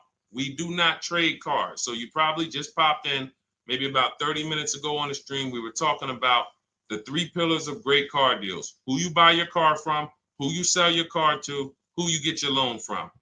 You in order to get a great deal, a below market deal, you must get a great deal from each one, which means you bid out each one. I bid out, got multiple offers for who I was going to buy my car from. I got multiple offers for who I was going to get my loan from. I got multiple offers for who I was going to sell my car to. I bid out everything, therefore I got my great deal. If you bid out this, but you don't bid out this, and somebody you get an interest rate of 7.1 when you could have got an interest rate of 5.2, you lost $2,000. Depending on the cost of your loan, how much you're financing, you lost $2,000. Yeah, you did a bid on who you bought the car from, or you didn't bid out your trade, therefore you didn't find the highest bidder. You traded your car for 14. Another bidder would have paid you 18. You lost $4,000. So you got to bid out everything. That's why we do not trade. The only people that have to trade are people with a lot of negative equity who can't pay off the difference. And that's why I am the reason for negative equity is not understanding leasing. You buy your cars, take out loans, switch the car. Negative equity. It's literally the reason for negative equity is I should have leased, but I didn't. Now I have negative equity because I'm replacing this car with a loan still on it. So out the door price will not include your other car. And if I was trading a car, then yes, the out the door price would include the trade. But because we do not trade cars, our out the door prices don't include the trade. Let me show you an example of what our out the door prices look like. So these are some spreadsheets for our Done For You program where we shop for clients. You can see here, this is we shop for a Subaru for this particular client. In this case, look, and you can see the MSRPs for this car is an inexpensive car, $27,000, $26,000. Look at the out the door prices, 29, 30, 30, 29, 29. These are all out the door prices with the taxes and fees. So you can see these dealers are giving either no discount or a little discount. 27 out the door price is 30,000. But look at the winner. Look at the winner. This particular dealer won the bid at this particular time They're not going to win the bid all the time. In this particular case, they needed the unit. $27,900 is the MSRP. Out the door price is $27,463. The out the door price is lower than the MSRP. How? Because they took off almost $4,000 in discounts. Almost $4,000 in discount. So every time you shop for your used cars or new cars, this is how you should be shopping. If you're not leasing, this is how you should be shopping. I'm getting multiple offers, out the door prices, comparing who gave me the best offer. Who gave me the best offer? Oh, look, Daniel Thompson said, D, I'm bidding out to sell my car and got a $4,000 swing from the lowest to the highest bid. This is the people who you listen. If I can bring them on and have them talk, they would be talking to y'all about how different this is. I didn't bring you here on a Tuesday afternoon, or you're not watching this. If you're watching the replay later on Tuesday, or maybe, Wednesday morning, we go live at 12 noon, Monday through Thursday. So we replay the show just for everyone who missed it. You can send all your friends, family, go to Deshone the Auto Advisor's pages, watch the replay from today's show. But they know this is, I didn't bring you here to talk to you about hundreds of dollars. We are talking thousands of dollars at all times. There is never anything that we talk about that is hundreds. Let someone else talk to you about how you can save a couple hundred more per month. We might be talking about hundreds per month. That might be the only time we're talking about hundreds, $200 per month. But other than that, which equals thousands. We're not here to figure out how we're going to save $50 this month. No, this is big, huge money. So thank you, Daniel. Thank you for tapping in with that information. So, all right, listen, guys. Everything we teach is in a step-by-step format, because when it's not step-by-step, you'll get overwhelmed. When it's step-by-step, you can challenge yourself to stay right on this step, check it off, move to the next step. Check it off, move to the next step. Step 7 in our Cars from Home process is delivery. Step 6 is paperwork. Step 1 is the most important question, which is the 8-year rule. It's literally called the most important question. 8-year rule. How many years are you keeping the next car? Step 2 is the equity assessment. That's why you heard Wendell in his book testimonial. He said, I just completed the equity assessment and we got 30% more than the book value. Bidding it out. He said, I'm about to move to the next step. So everything we teach is step. Step 3 is deal structure, where we budget and we see, all right, how much car can we afford? What does a good deal look like? Step 4, we go shopping, which is choosing what we want. Shopping, looking, doing. We're not buying it. We're shopping the market. We're test driving. We are literally choosing what we want. Shopping, enjoying shopping. Step 5 is multiple offers. That's when we're in talking to dealers online, getting offers, getting bids. Step 6 is paperwork and protection, to make sure that the offer we got is legit. We tied it up. Paperwork is right. We go over extended warranties, tire and wheel, maintenance plans. Do we need them? Key protection. Do we need any of this stuff? And step 7 is delivery. It is a step-by-step path. That is how people win. They're not coming into some college to learn how to be a car salesman or to learn everything I know. No, it's a path. So if you want the blueprint in book form, that's my digital book, Cars from Home, 7 Steps of Saving Time, Money, and Avoiding Dealerships. Normally $97, part of our 30-minute welcome offer. You can get yours for $24 in my TikTok bio, Instagram bio, the YouTube comments, and the Facebook comments. Click those links and then click the special $24 welcome offer. It's good for 30 minutes. And you'll save 75%. If for those of you who are like, Deshone, what about that video checklist? That is our Shop Done With You program. Cars from Home, done with you. You get lifetime access to everything we teach, all our below market videos, and it's short videos. I want you guys getting cars in 90 minutes. 90 minutes. Not shopping. The shopping might take you longer. Deciding what you want, you might be doing that for 2 months. But once you decide what you want, I want you to be able to get below market deals in 90 minutes. That's how I do it. We're not hours and hours to get these car deals. Some of these deals we make in literally 45 minutes over a 3-day period. So that is how we do it. And you'll have access to our coaching program. We do Zoom calls twice a month, first and third Wednesday. And you have a Facebook group with 1,600 people in it that have come before you in the last 3 years. And then for those of you who qualify for shop with done for me, just do it for me, Deshone. New cars, new cars and leases only. Credit score has to be over 670 FICO. Book a call with our team. Let's see if we can help you. All of those have welcome specials. The book is 75% off welcome special. Shop with Deshone is $200 off welcome special for 48 hours.